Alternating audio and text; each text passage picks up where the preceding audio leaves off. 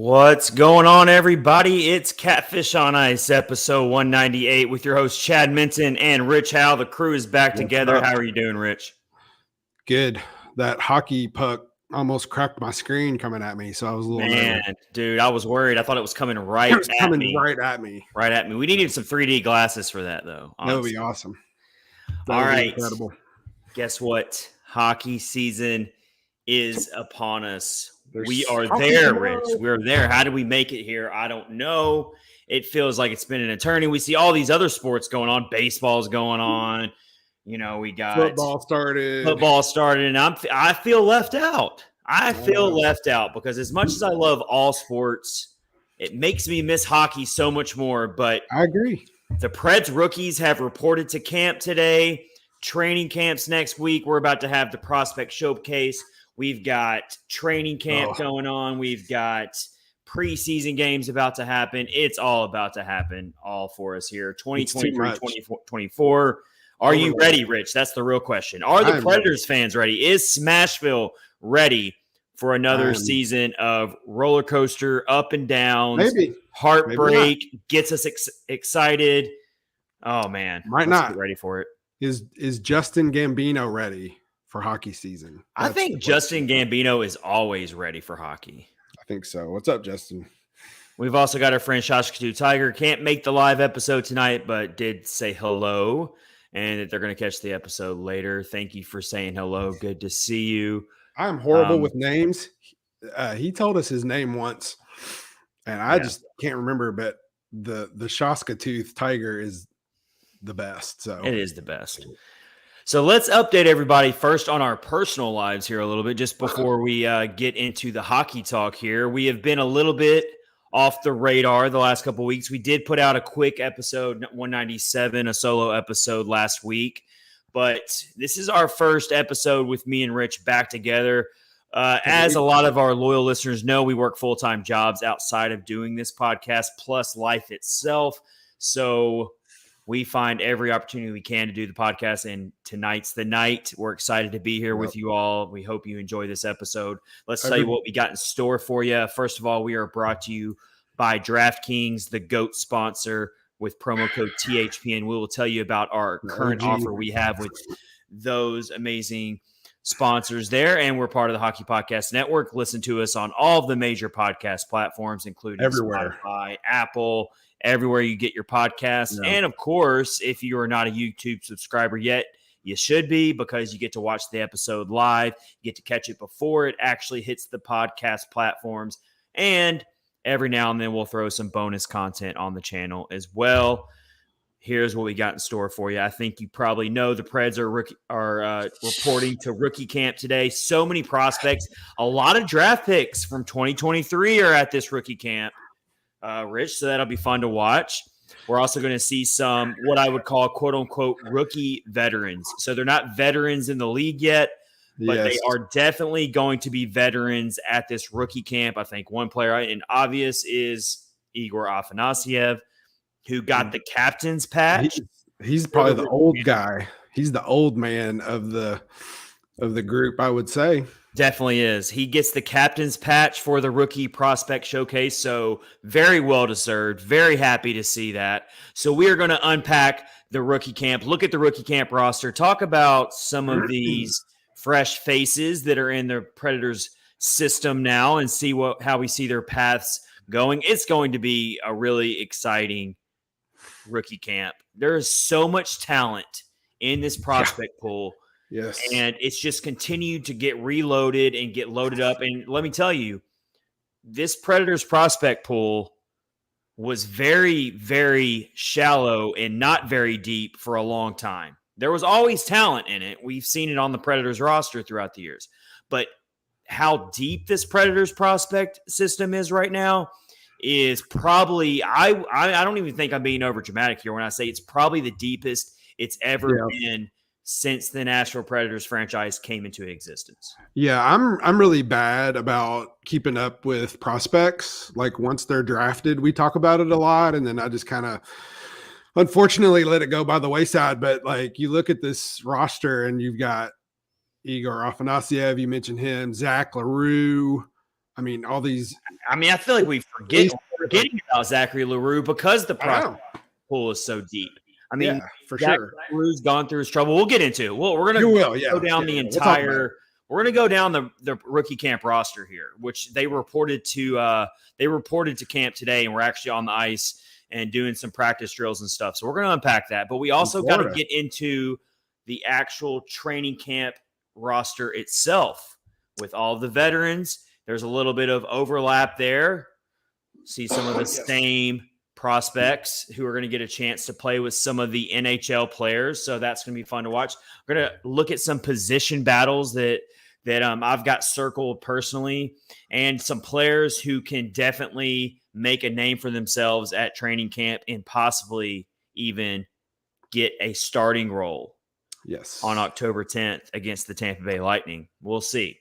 I think there's a lot of friendly roster competition among this Predators team right now. Yep. And a big reason why, you got a new head coach, Andrew Burnett. Gotta impress the coach. It works in any job you work at. When a new leader, a new manager, whatever you want to call it, a new boss, when that person comes in, everyone's got to be on their A game. I don't care what line of work you're in. And it's no different for these hockey players, including all the way up to Philip Forsberg and Roman Josi.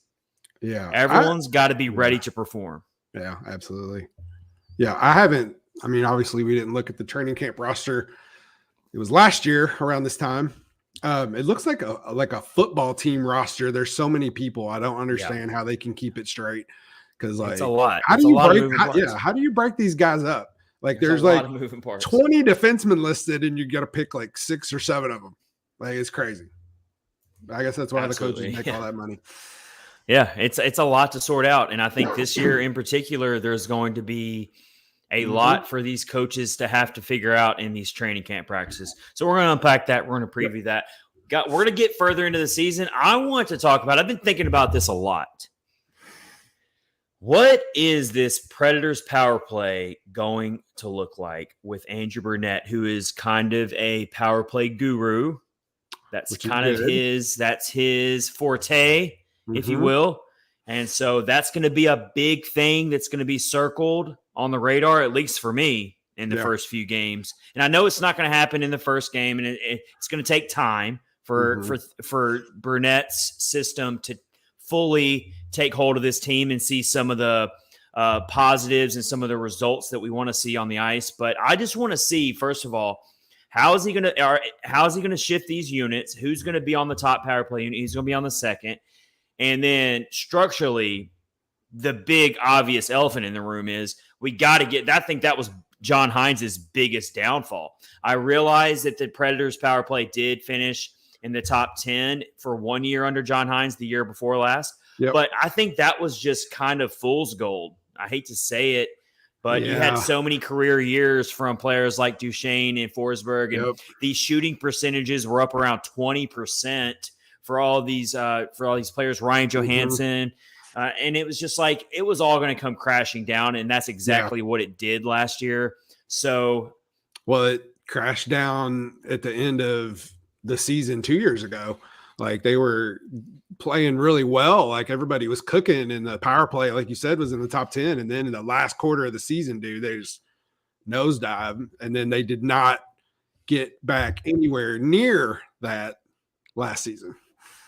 Yeah. And then 4 of the last 5 years, the Predators power play has been outside the top 20 in the entire league. 4 of the last 5. You've got one random outlier where every single player, it seemed like, on this roster decided to have a career year offensively.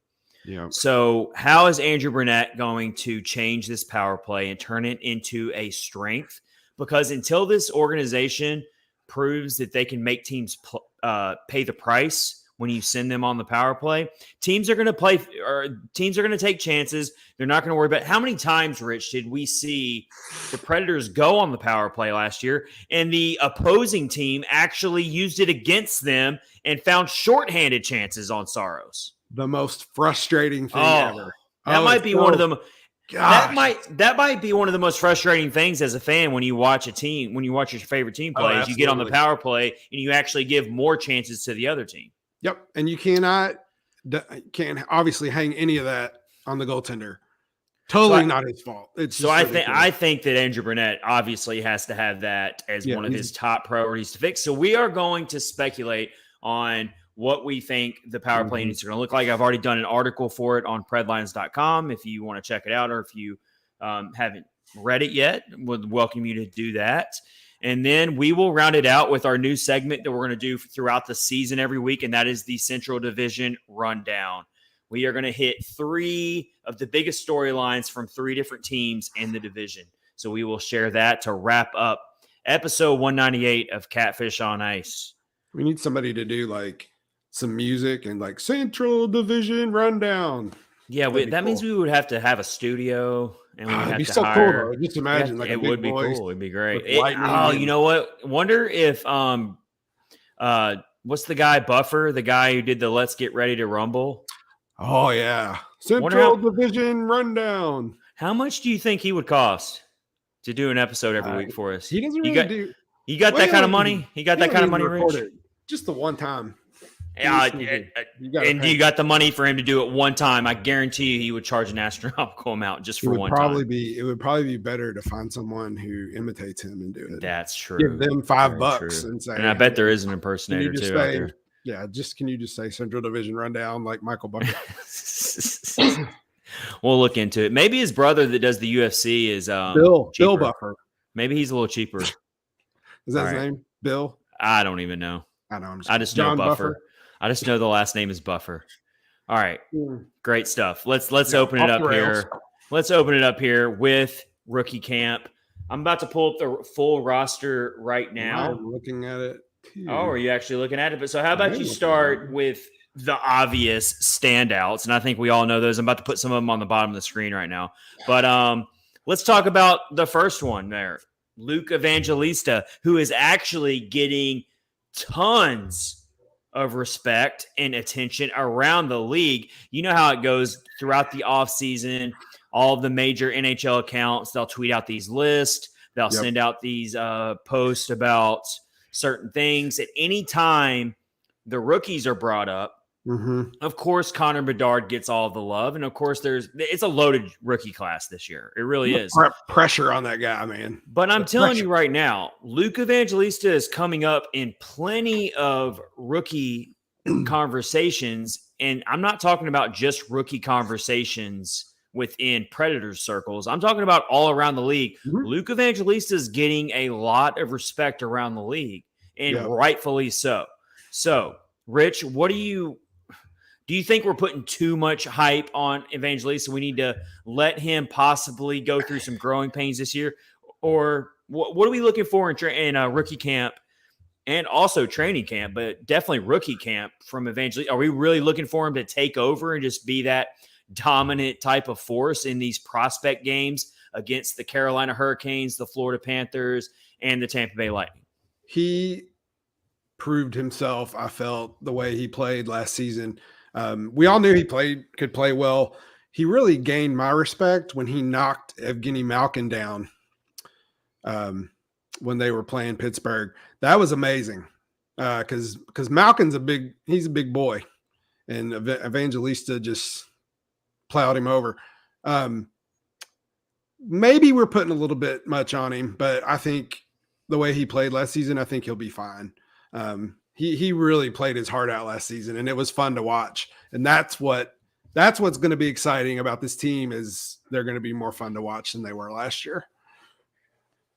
I think that Evangelista was probably the biggest bright spot. I would agree. Of the 2022-23 season. Yeah. With a lot of heartbreak, a lot of just things that happened, and then the team manages to field almost a halfway AHL squad, and then they come up short, and all these things happen, and it was just a roller coaster of emotions. Luke Evangelista, the fact that we got to see Luke Evangelista get his chance, even if it was by accident because of injuries and trade deadline and all that stuff, even if it was by accident, you could argue that's one of the biggest silver linings of last season is Luke Evangelista. Yeah, absolutely. And it's, you obviously don't want to see your star players get hurt, but the opportunity that the AHL guys got, that's a gold. It's like they found a pot of gold. It was just so good for them to get to play as long as they did last season. It was amazing. Justin Gambino says his vision on the ice is incredible. I can't wait. Totally agree. And I saw that in person. His second career game in Florida. Actually got to meet some in-laws of Evangelista. Oh, wow. That night. I will not share names. I actually don't even remember the gentleman's name, but he was the father of a girl that Evangelista is dating. Oh. And I didn't share it at the time because I didn't want to, so future in-laws, put it out there, but I met, and he was so excited about watching Luke get this chance to play in the NHL. And me and him had a great conversation talking about it. And even in warmups, me and him were both commenting how just locked in and laser focused Evangelista looked. He looked like he was on a mission, and like he had been playing, like he was the one coming up on 1,000 NHL games. Yeah. Ryan O'Reilly's about to do. Ryan O'Reilly's at 991 career games. He's going to hit game 1,000 of his NHL career in a Predators uniform, which is pretty cool. Side note. Cool. But my point is, comparison-wise, second NHL game for Luke Evangelista, and he looked like he had the look of Ryan O'Reilly.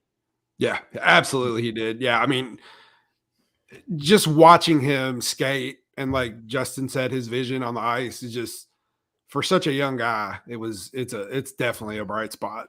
Now, we'll say devil's advocate, let's be mindful of the fact that teams have now scouted him a little bit more. Teams fully are aware of this guy now.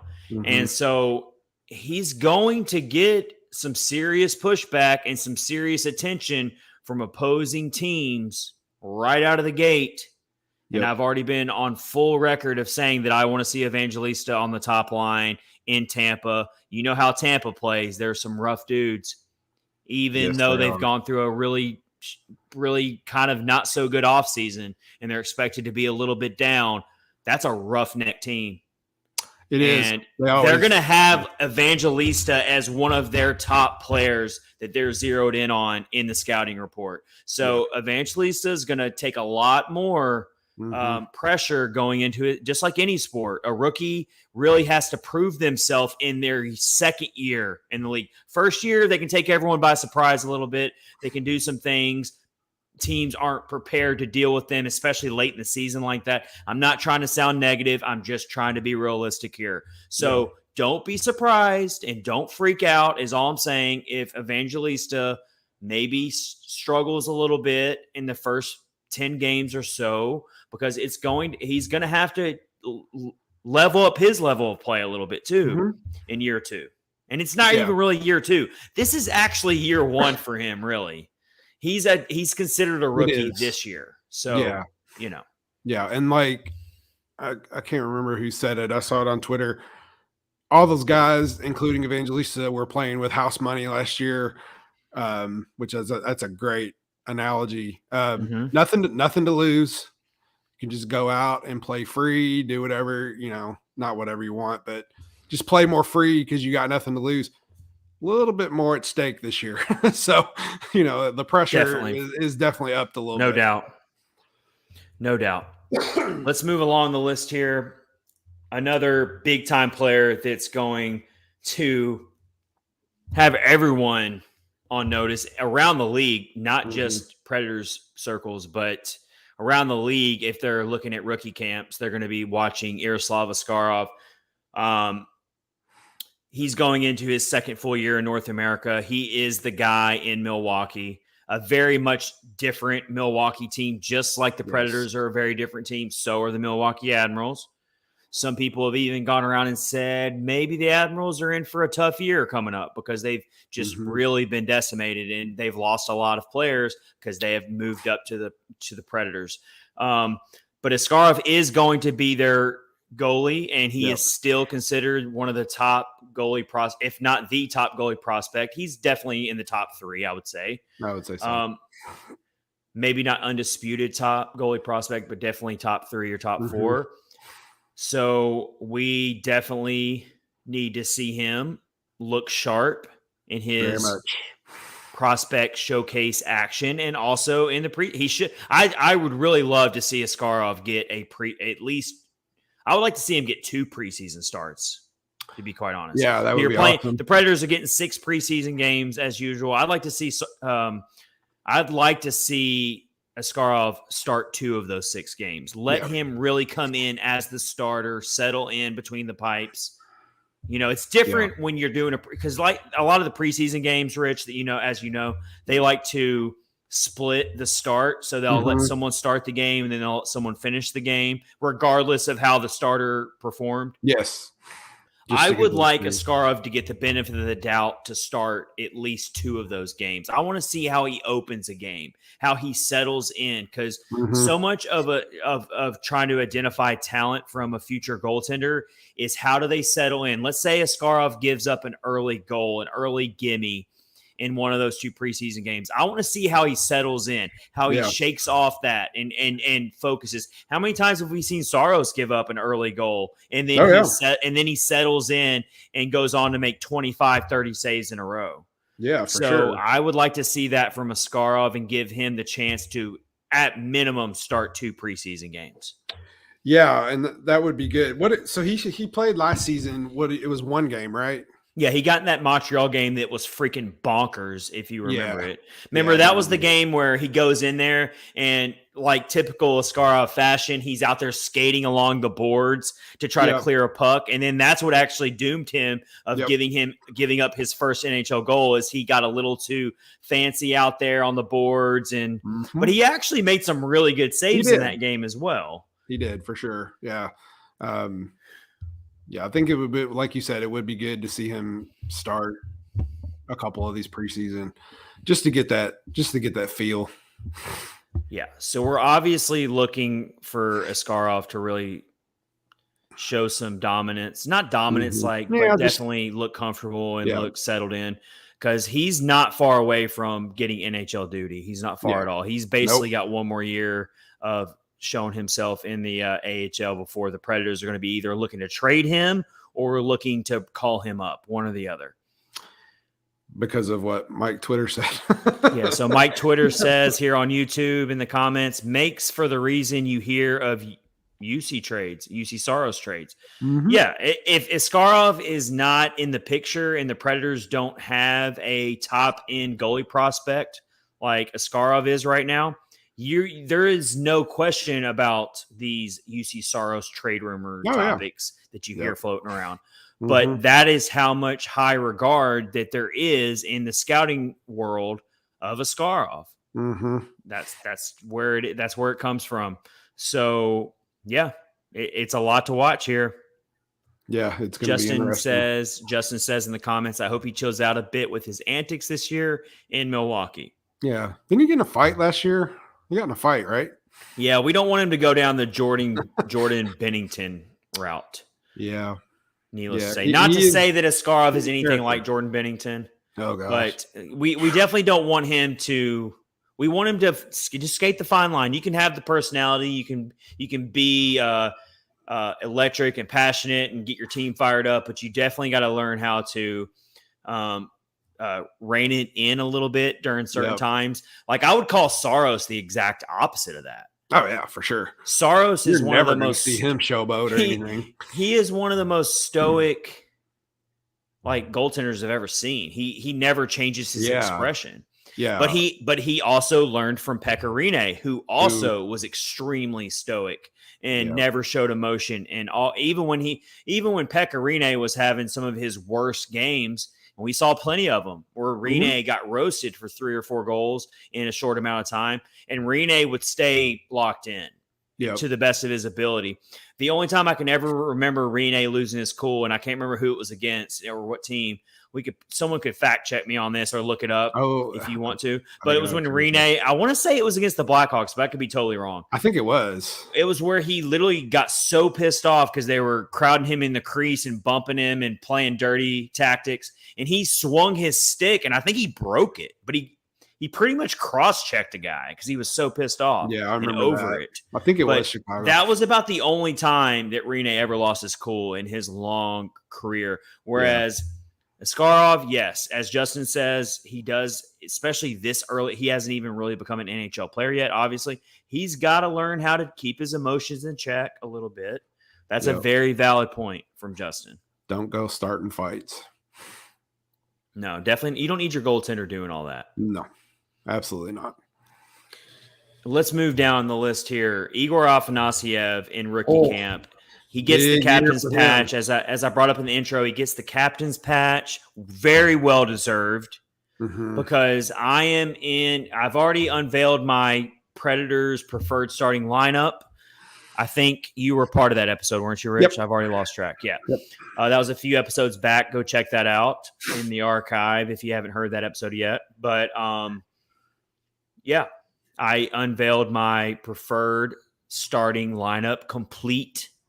And I had Igor Afanasyev on my fourth line. I would really love Afanasyev to just completely take over training camp to the point where he is the most recognizable player in training camp, in the preseason games, scores a couple goals, dominates, gets some top line minutes in a preseason game. He needs to be on the top line in a preseason game for sure. And if he can prove it to these new coaches and Andrew Burnett that he is an offensive force and he has fine-tuned his game to where he doesn't just have a filthy shot, but he can actually create space for himself without the puck. He can play a little defense, and he does play defense. Yeah. Igor Afanasyev can hit. Yeah. I think people have forgotten that a little bit. That people don't watch closely, maybe in the minor league ranks, and haven't learned a lot about Igor Afanasyev. They know the name, they know that he's got a lot of potential, but they know about his shot. He has a really great shot. That's his top trait.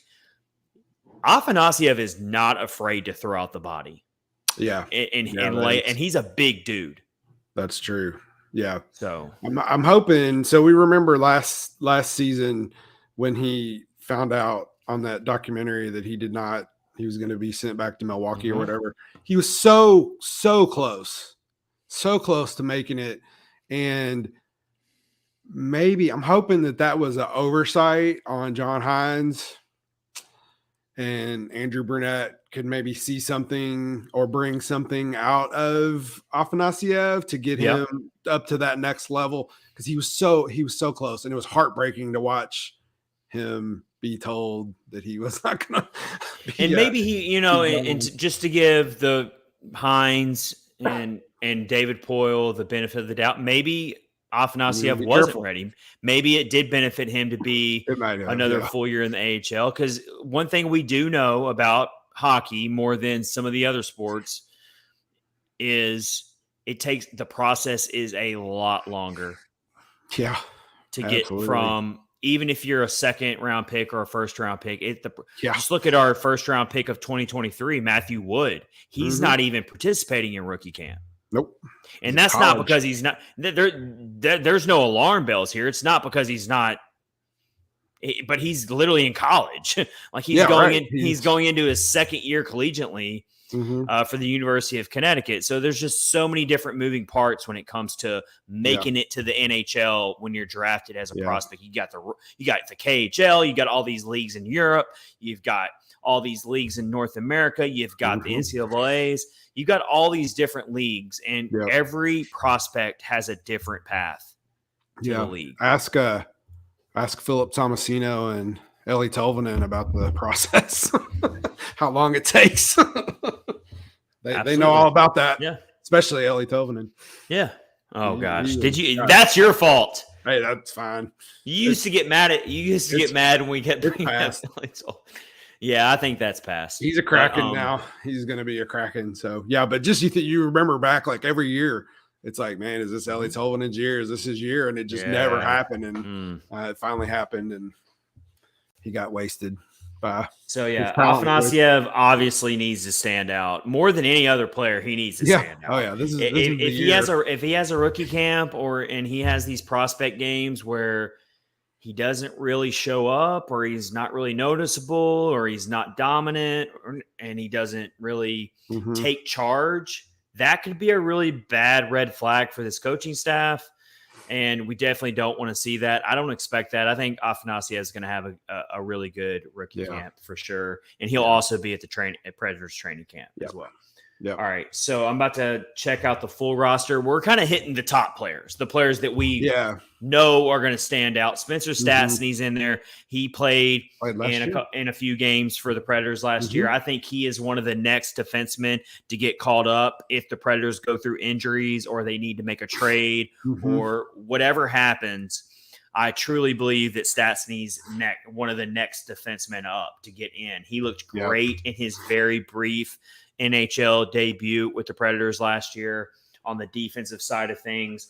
Let's keep looking over. I got the full roster here.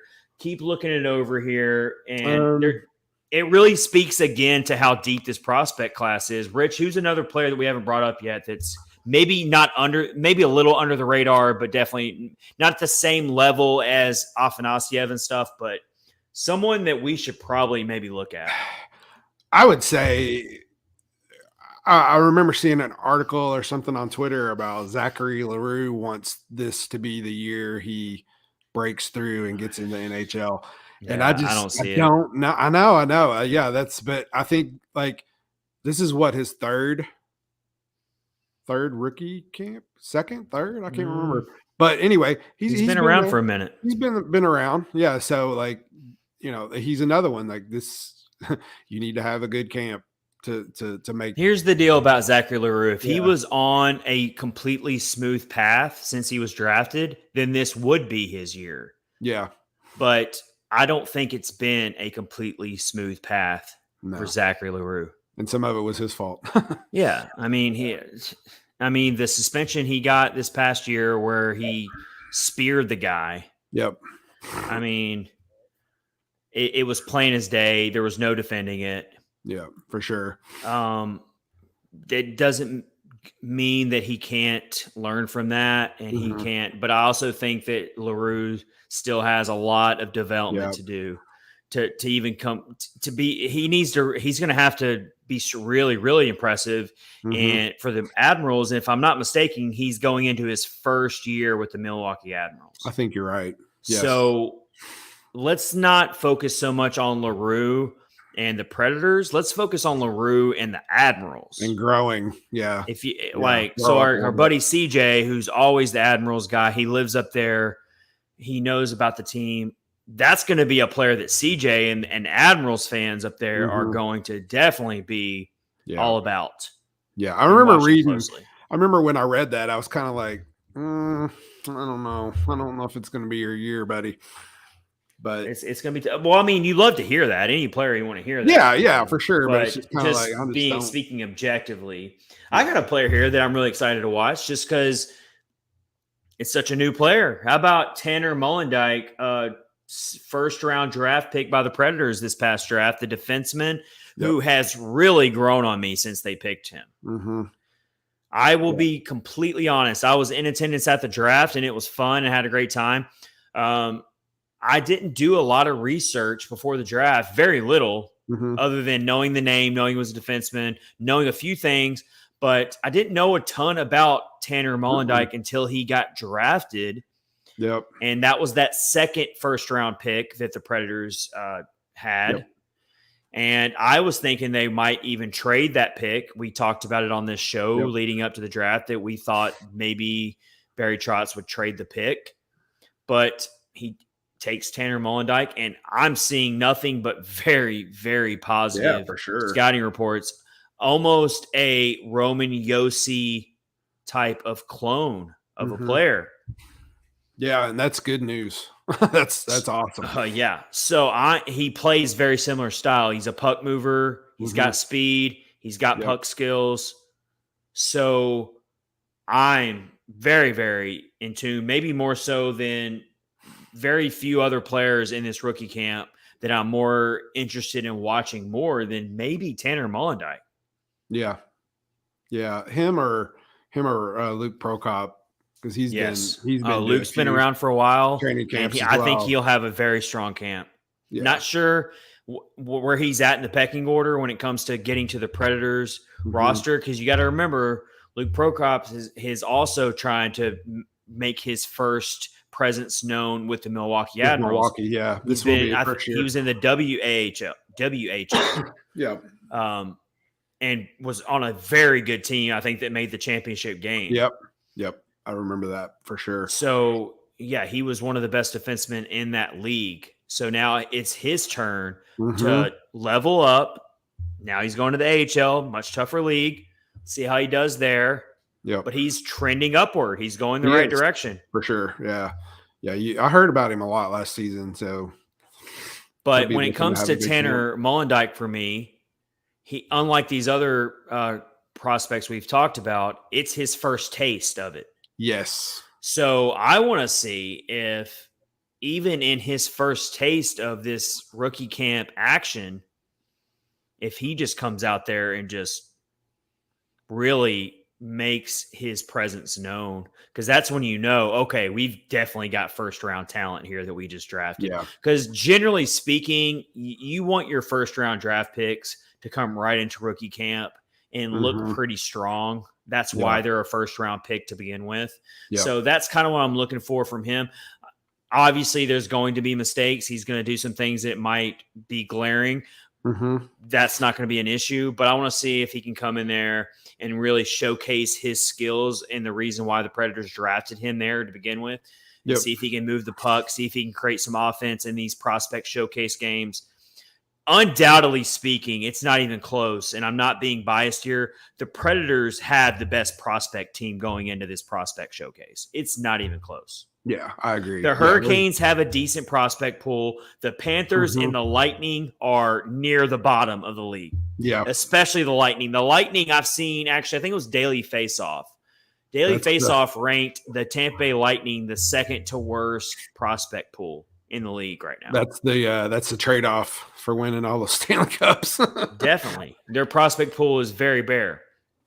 And the Panthers are not much better. Another team that's really sold out and hunted for that cup the last couple of years. Like you said, it's the trade-off. So the Predators, it's going to be a little bit of a disappointment if the Predators come out of this prospect showcase and they don't, win some games and look a little dominant in some of these games. They need to do that because collectively speaking, they've got the best assortment of prospects in this prospect showcase. Yeah, absolutely. Maybe the Hurricanes, they've definitely got some really good talented players that are going to push the Predators, but just on paper, the Predators need to be the heavy favorites. Yeah, and you look at these guys that we just mentioned that have, they've been to camp 3 years in a row, prospect camp or whatever, and those are the guys, they know what's happening, so they look to perform really well. You would expect that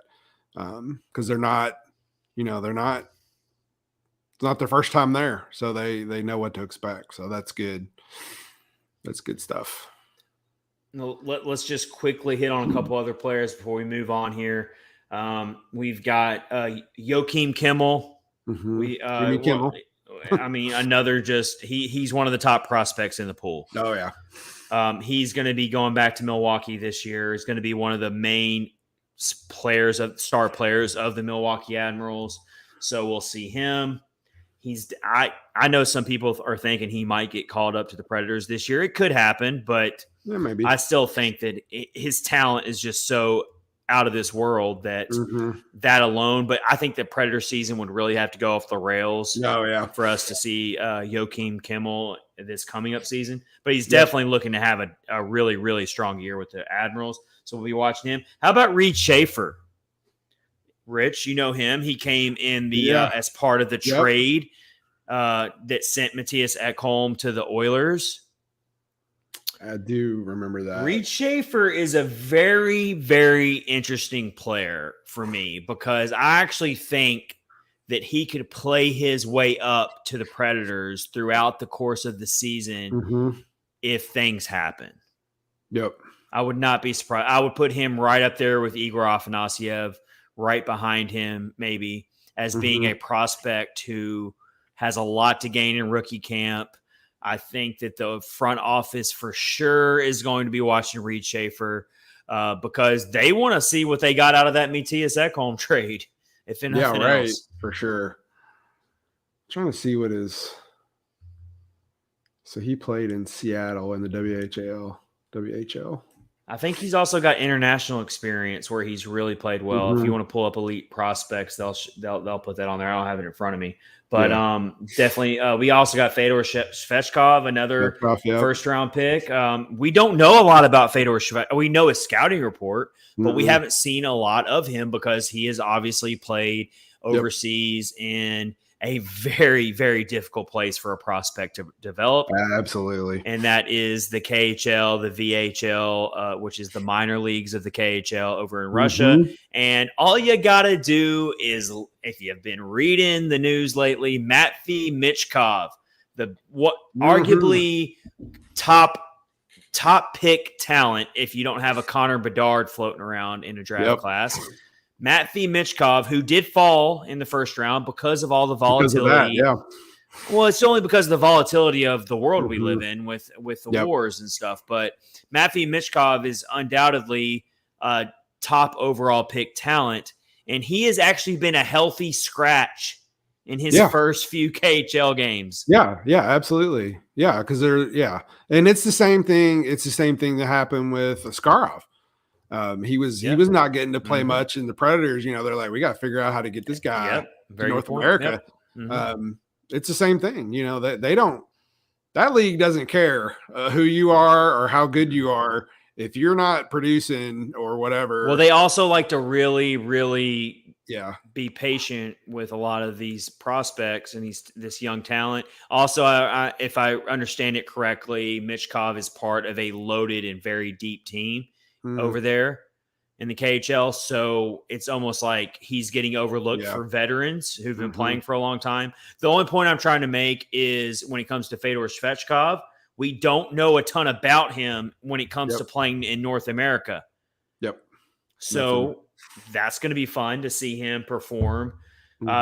Based on scouting reports, he's a two-way player, but his offensive skill set kind of keeps his ceiling a little low when it comes to Svechkov, and we really need to see his offensive talent develop a little bit more.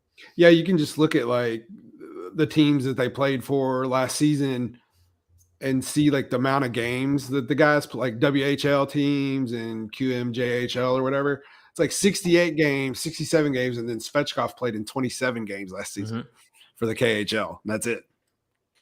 27 games in the KHL, though, is some really good development experience. It is. Yeah, actually it is. That's battle-tested type of So when he gets over to the AHL, which is definitely a defensive-style league and a roughneck league, Svechkov is going to play against a lot of AHL veterans who have been playing a long time, who play that rough physical style that the AHL is known for.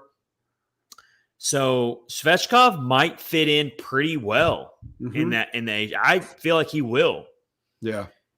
But been playing with grown men. The question is, can Svechkov eventually live up to his first round pick status? That's very much up in the air, and we don't know.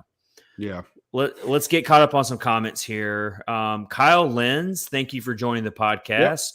Says, unfortunately, Ellie has it cracking in Seattle. Oh, I love that pun. Yeah, that's good. It's really good. Thanks for the comment, Kyle, on YouTube.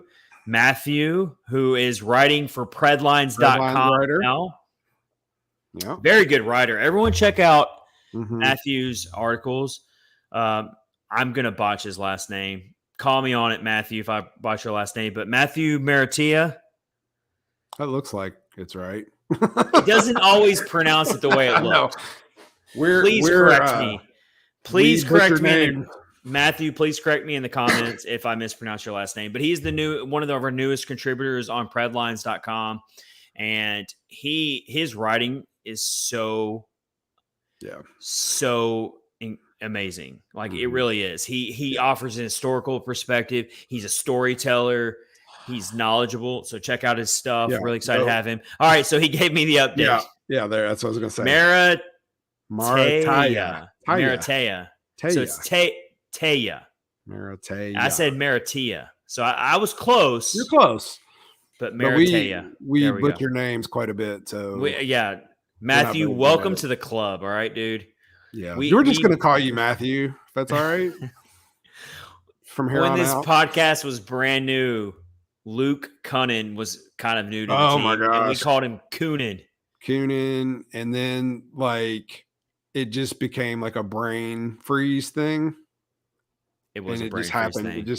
It happened, and even though you said you did it 20 episodes later, I think. Rich, I did. Oh yeah, for sure. Yeah. Boyd, our good buddy Boyd, man, who haven't seen him in a while. Writes for Penalty Box Radio. Yes, awesome dude. Been on here. We've met him at Bridgestone Arena a few times, and great guy, great Preds knowledge. And follow Boyd on Twitter for sure. Twitter X. Yeah. Good stuff. There's so many good Preds follows out there if you're not following people. If you're new to the team, you're a new fan of the team, you got a lot of options of people you need to be following right now. Sure. Absolutely. All right, so let's move on. We've covered Preds rookie camp. We went over 45 minutes, Rich, just talking about Preds rookie camp. That's how deep this rookie camp class is. And we honestly miss players, but we can't talk about every single player. Otherwise, this will end up being like a 3 or 4 hour saga tonight. And I don't think people want episode 198 to turn into Godfather Part 2. Yeah, probably not. Hopefully it wouldn't turn into that. Godfather Part 2. Nobody listen. Everybody hated that movie. No, Part 2 was good. It was Part 3 that was bad. I thought 1 was obviously the best one, but I thought 2 was really good. You know, I'm gonna tell you something. I've never even seen any of them. No, Part 2 is arguably better than Part 1. Oh, is it? Oh, okay. Yeah. Part 3 they should have never made. Really bad. Part 3 was awful. I'm gonna make it a point to watch those because I've never watched them. It's great. It's like put it up against like watching like a bunch of Star Wars at one time or something. Like you gotta like set it. You gotta watch 1 and 2 together, back to back, but they're super long movies. So you almost got to take a day off of work and just like decide you're not doing anything today and you're just going to watch movies all day. Yep. All right. Side rant talking about the Godfather. Yeah, off the rails. Okay. It's okay. All right. So now training camp. We're about to do a full preview of the big show, which is training camp, the big leagues. But before we do that, want to tell you about DraftKings real quick. Got to tell you about them. We got a new offer for you with DraftKings because guess what? The hockey season's almost here, obviously. So awesome stuff there. Let's tell you about DraftKings real quick and the latest offer we have for you right now. Even though we're going to have some hockey offers for you, but it is football season and the NFL did just have week 1. There was a lot of drama as usual. Yes, there was. Always is. Football is back in full swing with another week of epic games. And what's got you covered on the action for every single one of them? Well, it's DraftKings Sportsbook, an official sports betting partner of the NFL. New customers can bet $5 on football and get $200 instantly bonus bets. $200 just for a $5 bet. Nobody's missing out on the action this season. All DraftKings customers can take advantage of 2 new offers every game day this September. Every game day. Get in on the NFL Week 2 action with DraftKings Sportsbook. Download the app now and use code THPN to sign up. Rich, who are they? I've asked you this before. We're going to ask you again. So we always get new listeners every year, so we got to make sure we're catching up the new listeners who maybe weren't listening last fall when football season comes up. We don't talk football because we are a hockey podcast, but we do like to dabble in it, obviously, a little bit. And Rich is in central Kentucky, just south of Louisville, correct? Yeah, just south of Louisville, yeah. All right. Yeah. Basically a suburb. I'm now in Florida, so we're like almost opposite. Really far. But I'm definitely in Tampa Bay Buccaneers country, but I am through and through a Tennessee Titans fan. So send all of your sympathy letters to me because the Titans are a train wreck. Wasn't really surprised too much, but anyway, Rich, I know you're not a big football guy, but you got the Bengals up there. I think they're probably the biggest team in your area, the Bengals. Yeah, definitely. I would watch Tennessee if I could, but they're never on, and I don't like it enough to get like NFL Sunday ticket or whatever. So I just kind of have to watch whatever comes on the television. But I would watch Tennessee for sure, just because I like Nashville so much. But you already get enough heartbreak watching. Yeah, I know. Yeah, I did see watching the Predators. So lost save by a yourself point. some Yeah. problems. Well, but when it comes to the Bengals got railroaded too by I know. Cleveland. Well, that's the Like thing. So the 24 week to 1 3 or NFL something. season, there were a lot of upsets. The Buffalo Bills lost. The Bengals lost. There were a lot of upsets. Aaron Rodgers out for the season. Oh, Rich, that was so hard to watch. I didn't watch it, but I read about it the next day, and I was like, "Oh my Dude, god!" I was watching it live. He might be done. He might be done. Achilles, he tears his Achilles, which is it's an injury you can come back from if you're younger. But Aaron Rodgers is pushing 40, which I'm not saying that's old, but in football terms, yes, it's old. Yeah. And he was already thinking about retiring before he came to the Jets, and he goes to the Jets. Jets fans have been through – Jets fans, if we want to make an equivalent in hockey, I would compare them to being like a Buffalo Sabres fan. Like that's good. They have been through so much. They're so loyal. Their team always finds a way to just mess it up and screw it up, but they're so loyal. They are so loyal. They're the opposite of fair weather fans. They get Aaron Rodgers and he's coming in and all of these great things. They're so amped up, and he literally gets taken out of the game for an injury on the fourth play. Oh my gosh, man. I mean, people were like, they're going to the Super Bowl, the whole 9 yards, man. And that's got to be heartbreaking. But the Jets still figured out a way to win. So they did. Give them credit for that. But man, but that's the point. Rough. With our DraftKings Sportsbook app, promo code here, you can literally just throw down the $5 and have so much fun watching this action. Win yourself those $200 in free bets. So, yeah, get in on the NFL Week 2 action with DraftKings Sportsbook. Download the app now. Use code THPN to sign up. New customers can bet $5 and take home $200 in bets instantly in bonus bets only on DraftKings Sportsbook with code THPN. The crown is yours.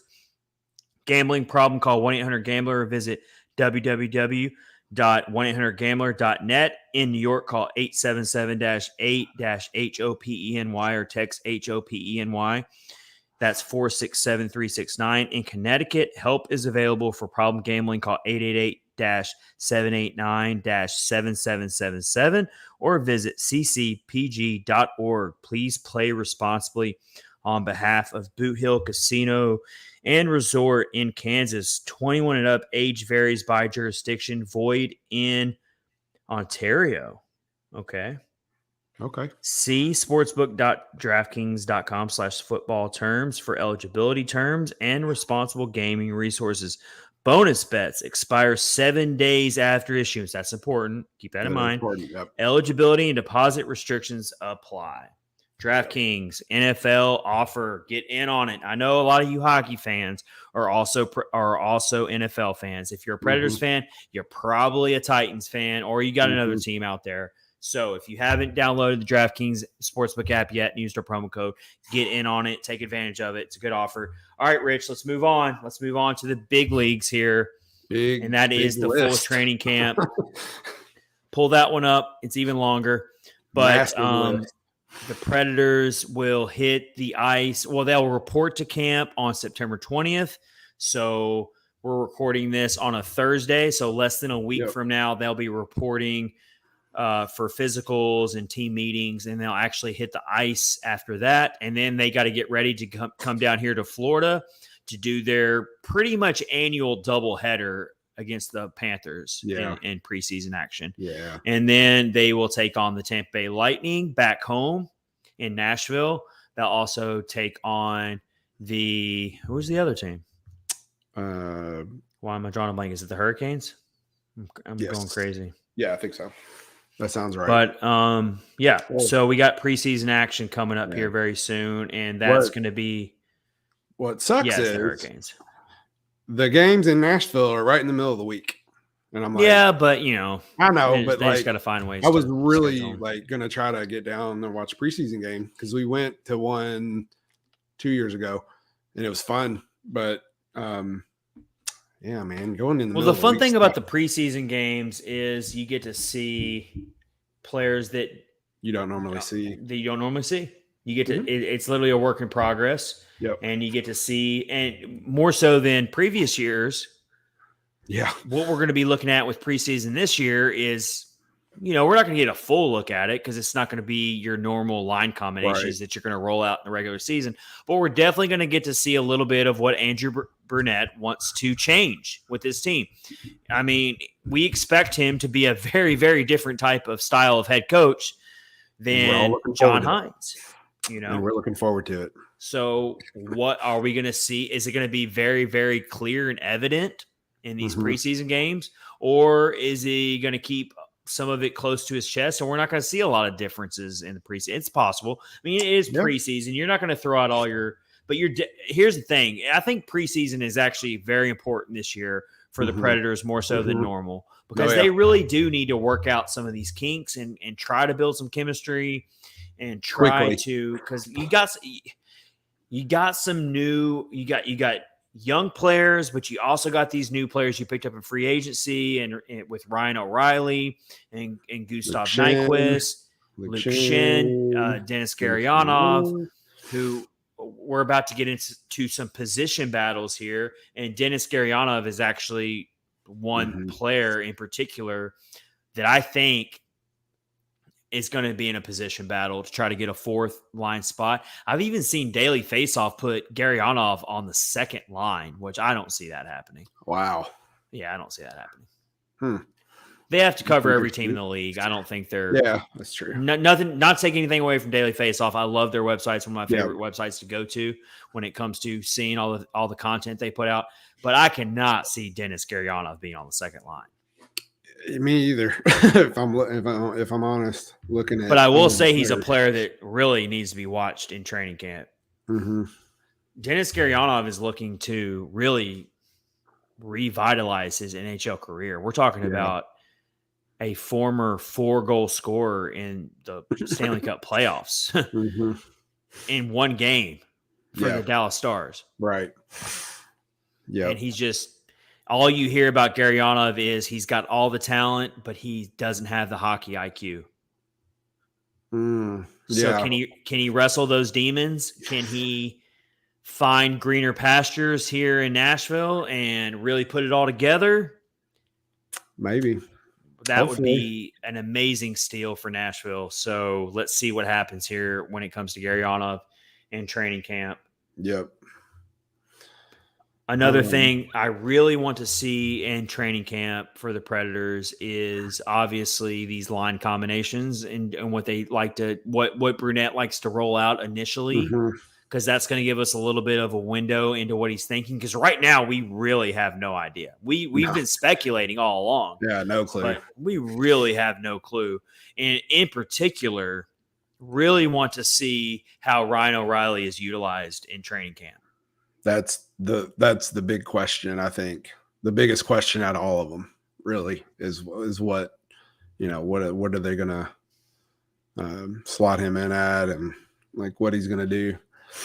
I think that's probably the biggest story. He's not the biggest offseason prize that the Predators have ever gotten. I would call that, at least at the time, probably Matt Duchene, but he's still a big deal to bring in Ryan O'Reilly in the offseason. So you definitely want to see how he's going to be utilized in this training camp. And you're going to be looking for that leadership. O'Reilly has already made it clear that he is very excited about taking on that role of being a mentor. And he's really excited to play with this younger talent that's on this team. So it's going to be really fun to watch that develop with his relationship with playing possibly with the Luke Evangelista. I cannot wait to possibly see that.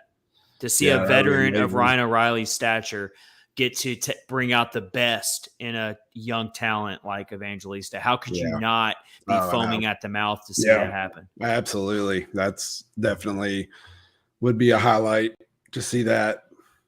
Very exciting. How about when it comes to the fourth line?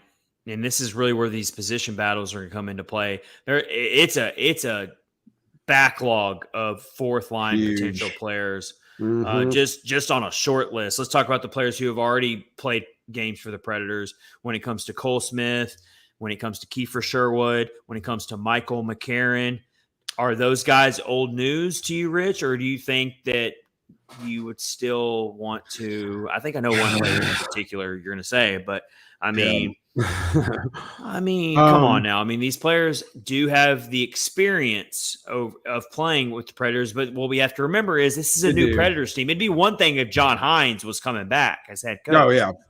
Then I would say, oh yeah, Michael McCarron's probably going to be back in there safely. Cole Smith is going to be back in there safely. But with a new head coach, I think that makes it harder for those guys to make. I absolutely agree 100%. Like Michael McCarron did a really good job of playing like the enforcer role.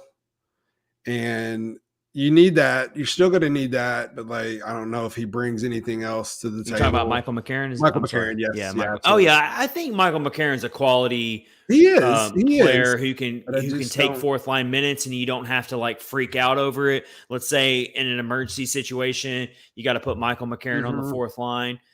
I don't look at the roster or look at the line combinations that day and see Michael McCarron's name and think, oh my God.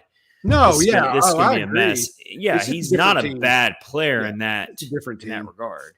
Yeah, it's just a different team. And poor Cole Smith, man, that dude, I think he just got the raw end of the deal because of the trade that he was involved in, or when he came on. And it's like everybody hates him. I mean, nobody likes him. And it's just, it's. I think people have come around on Cole Smith a little bit. Yeah, I guess. I don't know. But Cole Smith is probably going to get a lot of AHL duty this year. Yeah. Yeah. I could totally see Cole Smith being, as his career progresses, his professional hockey career progresses, I could see Cole Smith becoming one of those AHL mainstays that occasionally gets an NHL opportunity. Yeah. But he's going to make the majority of his professional hockey experience as his career unfolds in the AHL. And he could be a great, excellent, important AHL player for whatever team he's on. But I don't think that he's ever going to really be able to crack through the ceiling of being an everyday NHL player. There's just too many other guys. I could be wrong, but that's just how I see it. See, look, Justin Gambino doesn't even like Cole Smith. Watch the Cole Smith talk. I'm reading that sarcasm. Yeah, right. That's hilarious. Let's put up what Boyd just said here. Boyd says the greatest collection of prospect talent in team history, worth discussing for sure. Oh, I totally agree. I mean, I don't think you're being over dramatic or being crazy or at all if anyone says that. Yeah, and when you look at these younger players who will you want to try to get them into the NHL so that they can develop more and get that experience, whatever. And that's going to be at the cost of your Cole Smiths and your Michael McCarrons and whoever else. Cause you need to get those young guys in there and playing. And that's what fans have been asking for and clamoring for a few years. So they're finally getting their wish. Yeah. And unfortunately that's going to push probably some other guys out that we've seen in the past. So what about I think Kiefer Sherwood is the outlier, obviously. Gosh, I like him so much, man. He is the outlier. Yeah. Because he plays like Cole Smith, but he obviously has way more to offer offensively. Yeah, I think so too. Yeah, I agree. I like him so much, man. I mean, what a crazy nugget to the 2022-23 season. Kiefer Sherwood scores the first goal of the Pred season and the last goal of the Pred season. That was weird. I mean, how crazy is that? It is very crazy. And he is a battle-tested NHL player. Yeah. He has been battling for his NHL life his entire career. And the dude never takes a playoff. He never takes a shift off. He's honestly, he's not just a fourth liner. You can plug him in different spots in the lineup if you have to. Yeah. He moved around quite a bit. If I remember. Here's my thing about Sherwood. I don't think he's a lock for the roster, and I got a little pushback on it. I think it was on Facebook. I got a little pushback on it about this person was saying, absolutely, Kiefer Sherwood's a lock. He's a lock. And they were naming all the good traits that I just named. And I'm like, I totally agree with you. He does have all those traits, but that doesn't mean that it makes him a lock, because you can be a great player that does all these great things and you're not doing necessarily anything wrong, but you got to look at what's around Kiefer Sherwood. That's not really his fault. Dennis Gurianov, let's go back to him. He really made things confusing for the depth of this team. Weird. I didn't expect a Dennis Gurianov signing at all when that happened. That totally threw me for a loop. I would have expected Phil Kessel to get signed way before I would have ever expected Gurianov. Yeah. And I'm not saying it could. I've been on record to say I think it could end up being a really bargain of a steal of a choice to get Gurianov. But my point is that fourth line is super crowded in this training camp. We're going to really be comparing these bubble players against each other and how they perform throughout this process here. And you look at the younger guys and like they could push someone like, I doubt it would happen, but they could push like Yakov Trenin down to the fourth line. You know what I mean? Just like the way I don't think it would happen, but just like. Well, I like that you brought up Trenin because I actually think he's worth discussing in this training camp as well. I think his starting role is obviously safe. Yeah, for sure. But he's going to make the team, but boy, and I've been pretty, I know, right? I've been pretty outspoken about this, but Trenin, I don't see a long-term future for Trenin here because he's got one more year left with this team. And unless he just really shows out this year, I could see him easily being traded. And it wouldn't be a hard player to move for a draft pick. I'm not saying a top-end draft pick, but you could definitely get a draft pick out of him. Yeah. And the organization could just see it as we'll take whatever we can get out of him. And we'll move on from him because we've got other players coming up behind him, like you just said, Rich, who we like more. Yeah, and you look at his role under John Hines, what he was in that third line, the herd line or whatever. He fit. It's not really a thing anymore. It's not a thing anymore, and he fit in really well for that purpose. But it's just not. It's a different team. You just don't. And I will say that Trenin could end up really getting the best brought out of him in a new system. That's why I'm hesitant to. I'm not saying it's a for sure thing that he's going to get pushed out of Nashville. I'm just saying that definitely we got to be watching it closely here because now that he's going to be in a more offensively friendly system, we expect with Andrew Brunette. We know that Trenin has the ability to score some big-time goals. He's not just a bruiser, but the problem is I think he was held down a little bit in a John Hines system to where he was more of an enforcer than he was a goal scorer. Yep. Can he move away from being that enforcer role and be more of a goal scorer? I would like to see that. I love Trenin fights. I love to see Trenin getting scraps. Please, if you ever get free time and you've never done it, go to YouTube and type in Yakov Trenin fights. Yeah. You can probably you can definitely kill at least 30 minutes just watching all of the fights that Yakov Trenin's been in. And if you want to watch a really good one, watch the one where he squared off with Zdeno Chara. Was his rematch against Chara. I think Chara got him though. He did. Yeah, Chara whooped him. Pretty good.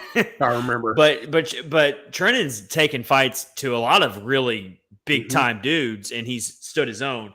Yeah. My point is, I would actually like to see Trenin not get in the middle of all that stuff as much, and actually showcase his offensive scoring ability a little bit more. And let's see what happens, and maybe he could earn himself another contract because Trenin's going to be playing for a multi-year contract somewhere. Mm-hmm. Yeah, so this might be his best year ever for Nashville because he might be moving on, playing for that next contract. So you know how they do that. Trenin's a big one. He really is. Yeah. And then another one. Let's shift to the defense here. Luke Shin, another free agency addition that threw some people for a loop, and a little weird. Kind of went against the grain of what people wanted to see happen. Yeah, a little strange. They went old. They went age. They went against what people really wanted. I'll tell you that. But Luke Shin is a proven winner. He's been on winning teams. He's won Stanley Cups. Yes. He's not a big point scorer. And maybe I'm crazy, Rich, but why is I feel like I'm in the minority here, and maybe I'm the crazy one. But all I see out there from people who are scouting department, or they analyze stuff, and they do all this research, and I'm not taking anything away and saying they're not experts, but they put Luke Shin on the top line with Roman Josi. Yeah.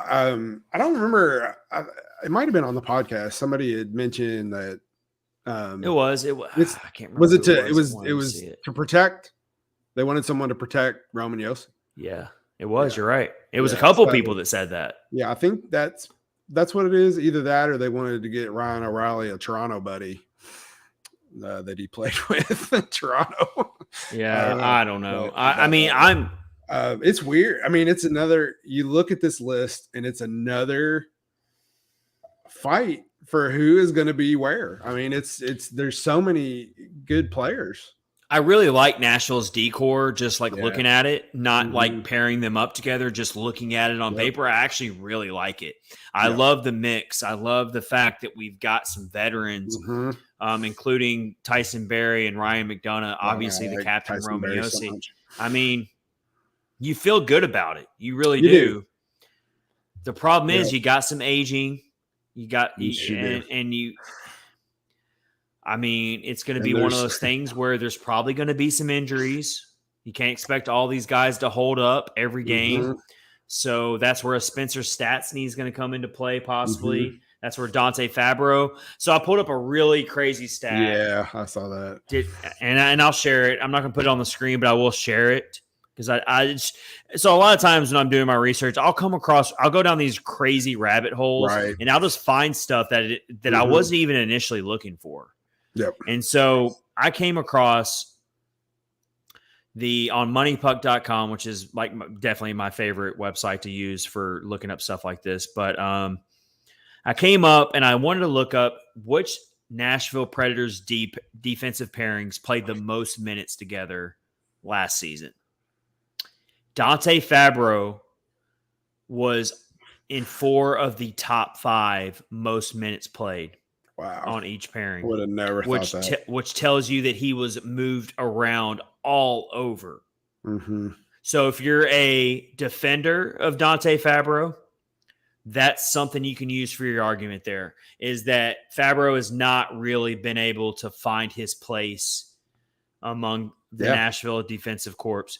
He's not been able to find it. So the leading defensive pairing in terms of minutes together last season for the Predators, according to moneypuck.com, was Jeremy Lauzon and Dante Fabro at 317 minutes together. That led the team. And that's, for me, that's kind of been my projected defensive pairing for the bottom pairing to start this season, is Lauzon Fabro. But Luke Shin changes everything, because obviously Luke Shin's not going to be in any of these numbers because he wasn't on the Predators last year. The second most minutes was actually Josi and Fabro. Yeah. And that was because of all the changes. And of course, McDonough missed some time due to injury. Yep. We all remember that Josi McDonough, that defensive pairing was actually really, really strong together for a little bit. Yeah, it was great. So Josi Fabro played 288 minutes together. McDonough and Fabro played 266 minutes together. And then your fourth most minutes for defensive pairings was McDonough and Lauzon. Yeah. Or Lasagna.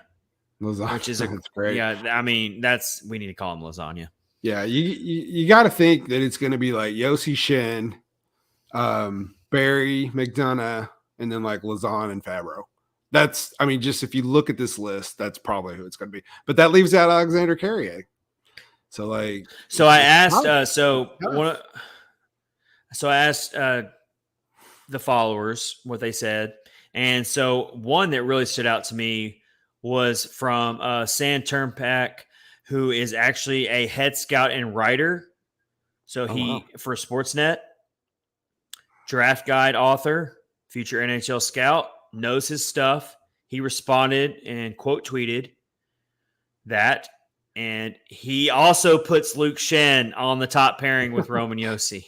So maybe I'm the crazy one. It's okay. Maybe I'm the weirdo. Maybe I'm the one that doesn't make sense. I'm okay with that. Yeah, it's weird. But do you want to hear his pairings, Rich? Yeah, I do. Yossi Shen, okay, McDonough Fabro, Lazan Barry, and Carrier is a healthy scratch. He's the seventh defenseman.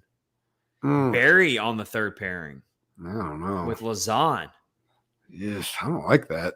I don't like that so much. I mean, so if we go back to those money puck numbers, Fabro and McDonough played 266 minutes together, so it's not like they haven't played together. Yeah, I don't know. Barry just seemed like he played really well last season, and I don't know. I don't think you can. I think Barry on the third pairing, you're not utilizing his strengths as much. Right, exactly. Which is obviously to score, to generate offense, blast shots from the point, create assist opportunities. Obviously, I think that Barry's biggest asset to the team is going to be on the power play.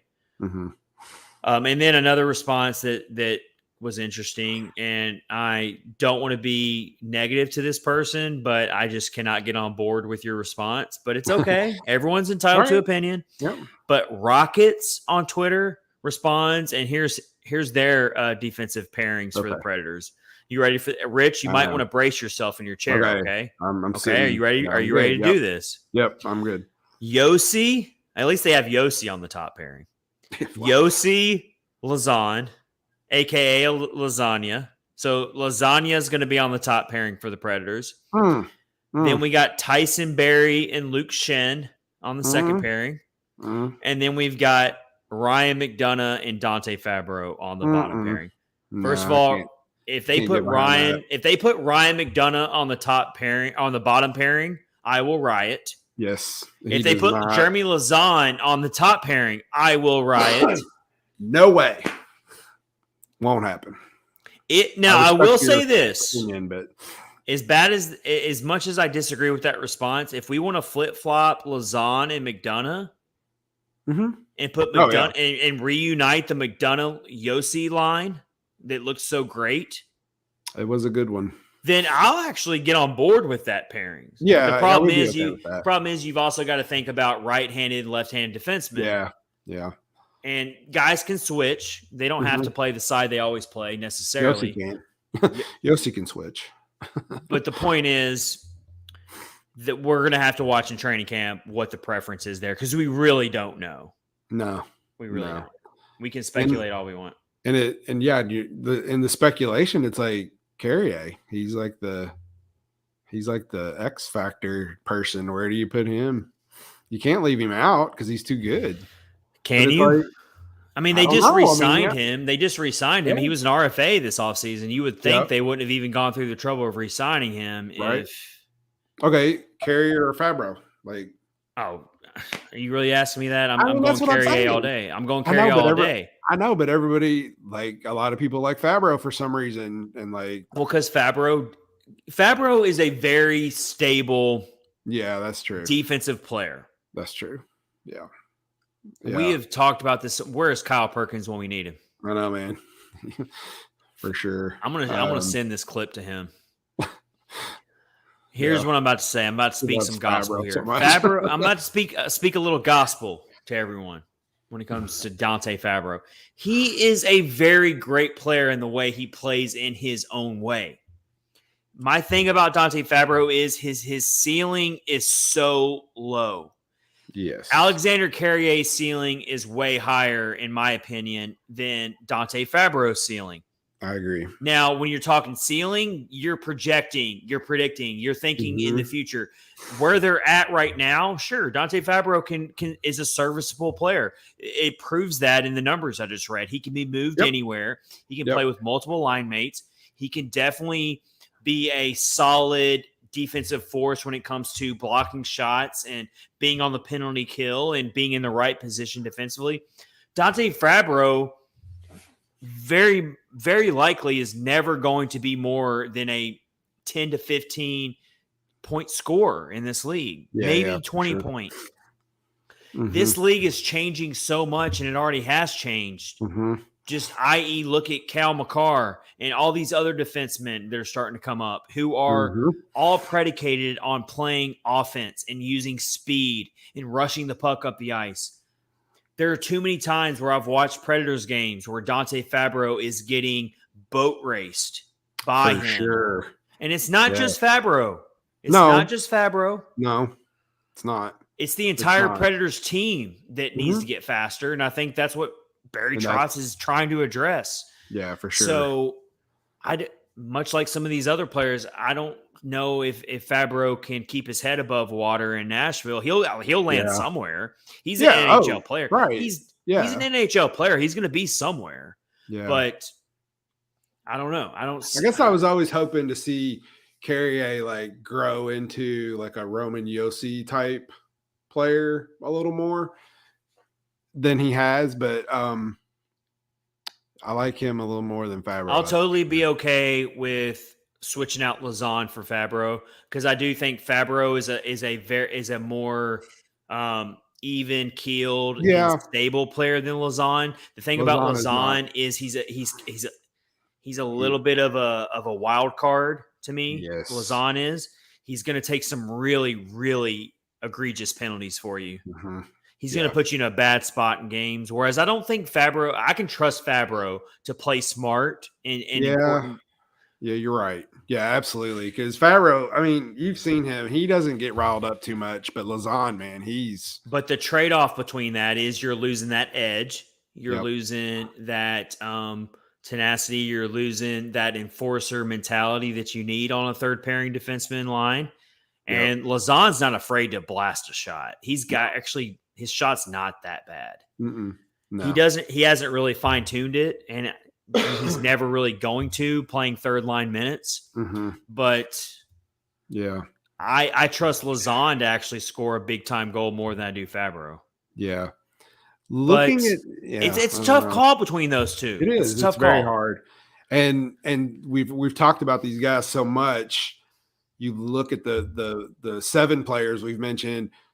I don't really see anybody of the younger guys getting in to the team this season. So there's the whole thing on the shin thing. So the shin with Josi, I can see because Trotz said they got shin because he was tired of seeing Josi get knocked around. So all right, we'll see. Yeah, we'll see. But that's something we have to watch in training camp for sure. And if Shin's on the top pairing, someone's going to get left out. Is it Carrier? Is it Lauzon? Is it Fabro? It's one of those 3. It's definitely one of those 3. It's one of those 3. So take your pick. We should take bets. Let's see. That's start a good one. Start a bet on DraftKings. Can't you do that? They let you do that? I don't know if that one's available. So let's talk about the professional tryouts. And I've got one that's really, really cool. There's a lot. Really cool. So how about another O'Reilly on this Predators team? And it's not Ryan O'Reilly. It's Cal O'Reilly. Yeah. Cal O'Reilly was drafted by the Predators. Way back when. Forever ago. It would seem like.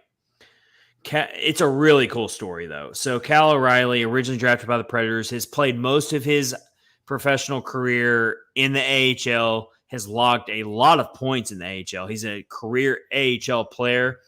And I just think it's cool that he's getting a chance. He's not going to make the team, but the fact that he's going to be there, it's going to be fun to watch. It's going to be interesting to watch. And I think a lot of people are going to enjoy watching it. Is he like 37 years old? Cal O'Reilly? So. Yeah. 36. He's 36. He was drafted 150th overall in 2005. Yeah, I hate when they just put their date of birth because I'm not any good at math. But how cool! Think about how cool this is. He was drafted in 2005 by the Predators. He's 36 years old. He played 85 games with the Predators and put up 35 points. Last played in the NHL in 2017-18 and only played in 1 game that year. So he's actually been out of the NHL for a while. But to come full circle like this and play for the franchise that drafted you And he still has made himself a great professional hockey career. Just because he didn't play in the NHL all of his career doesn't mean he didn't have a great career and he doesn't have something to be proud of.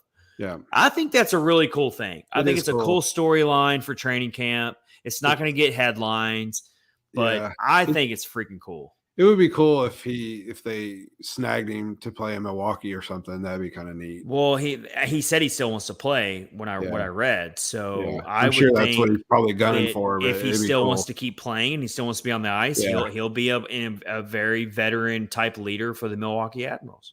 Yeah, that's cool though. I do like that. Super cool. Yep, love that. And it looks like they got 3 goaltenders on tryouts as well. So that's cool. Trying to restock the goaltender shelves, I guess.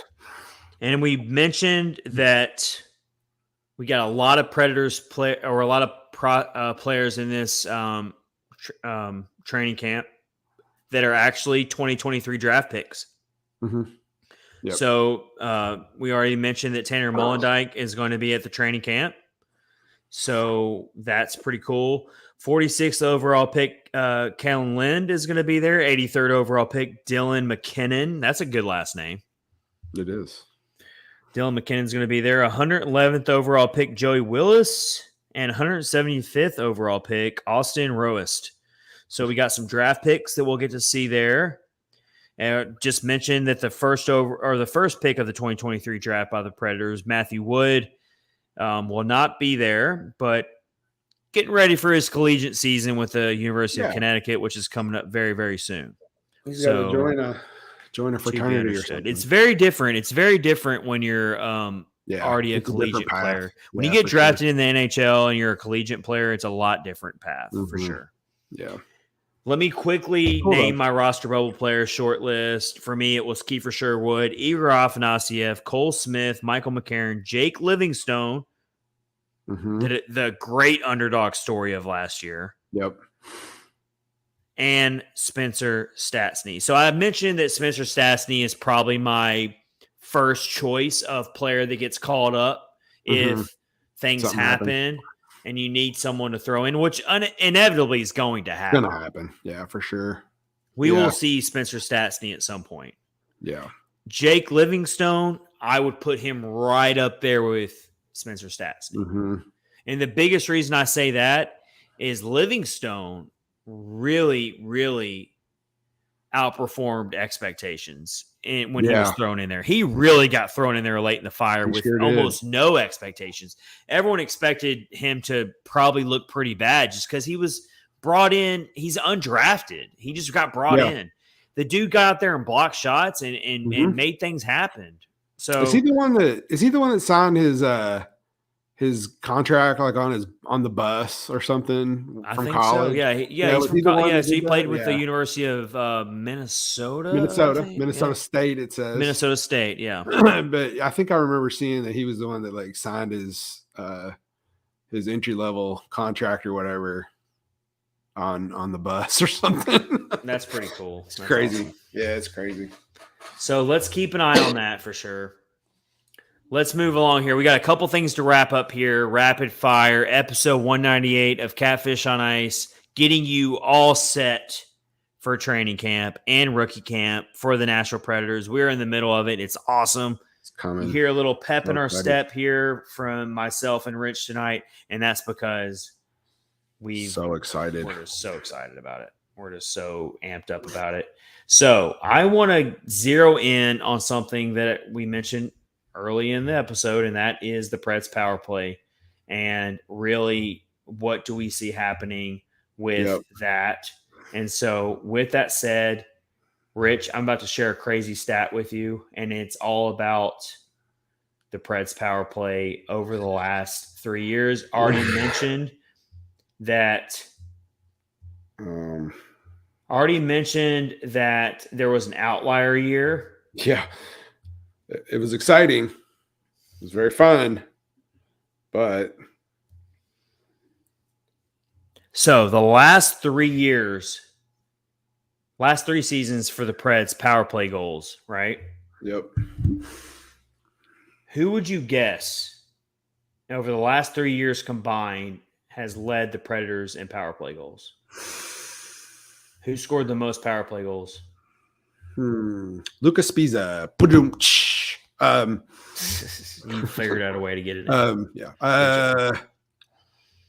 Man, that's tough. I don't know. I can't even venture a guess. Am I going to be surprised? No, I don't think so. Oh, okay. Ellie Tolvanen. No, it was Matt Duchene. Matt Duchene. No longer on the team. I think you're going to sense a theme here, everybody. No longer on the team. It is Matt Duchene who leads the team in power play goals over the last 3 seasons for the Predators. Matt Duchene, 22 power play goals. Wow. Speaking of Matt Duchene, real fast, I just want to throw this in there. Gotta watch the first meeting of Dallas and Nashville. You know it's going to be exciting. It's going to be. You know how nervous I'm going to be? I know, right? It's off the rail. It's going to be off the rails. I'm going to be extremely nervous. Duchene is going to come out firing on all cylinders, I guarantee you. Anyway, just a little side thing there. I'm going to be extremely nervous. Mm-hmm. All right, so Matt Duchene leads the Predators in power play goals over the last 3 seasons. He is obviously no longer on this team. So take that for what it is. Woof. Second in power play goals for the Predators over the last 3 seasons is the captain, Roman Josi. Okay, so that was going to be my guess. I just didn't want to say it. He's got 20 power play goals. Most notably because he completely broke out with 11 power play goals in that 21-22 season where everyone decided to have a career year. Yep. He also led the Preds power play goals this past season with 8. So you have that. Third is Ryan Johansson. Oh, I said it. No longer on the team. I said that name. Oh, the Avs Predators first matchup. I cannot believe I just said that name. Yeah. So sorry about that. Joey. Ryan Johansson has 19 power play goals. He now plays for the Colorado Avalanche. Yep. I'm sure he has that date, the Predators Avalanche game, circled on his calendar. So there's that. So we have to think about Ryan Johansson and Matt Duchene this year when it comes to that kind of thing. Mm-hmm. And they're both in the division. That's the worst part. They're both in the division. Absolutely. Let's put the graphic on the screen just so everyone can see it. Philip Forsberg for our YouTube viewers. So there you have it. 2 of the 4 gone. 2 of the 4 gone. And that's kind of the theme I'm getting at here. Mm-hmm. Who's going to fill? That's why I'm presenting the question right now of how is Andrew Brunette going to fill out this new power play? Rich, I'm going to ask you first. This is a broad question, but who are some newcomers to the Preds power play that you really want to see step up and get a new chance now that Ryan Johansson's gone? Now that Matt Duchene's gone, those were 2 mainstays on the power play. What do you want to see? I don't know. I really don't know much about Ryan O'Reilly, but I would have to think he would be plugging the hole left by Ryan Johansson, maybe. I don't know. That makes sense. Yeah, I mean, that's, it's kind of, center for center type situation. After that, man, it's anybody's guess. I mean, I have no, man, yeah, that's tough. That's very tough. I think you're right. Ryan O'Reilly is absolutely going to be probably on the second power play unit. He's going to be on a power play unit, at least to open the season. Yeah. You need that center. You need that veteran. You need that player who can play a point guard, if you will, Yeah. to set the ice. Mm-hmm. I'm thinking Philip Tomasino. Okay.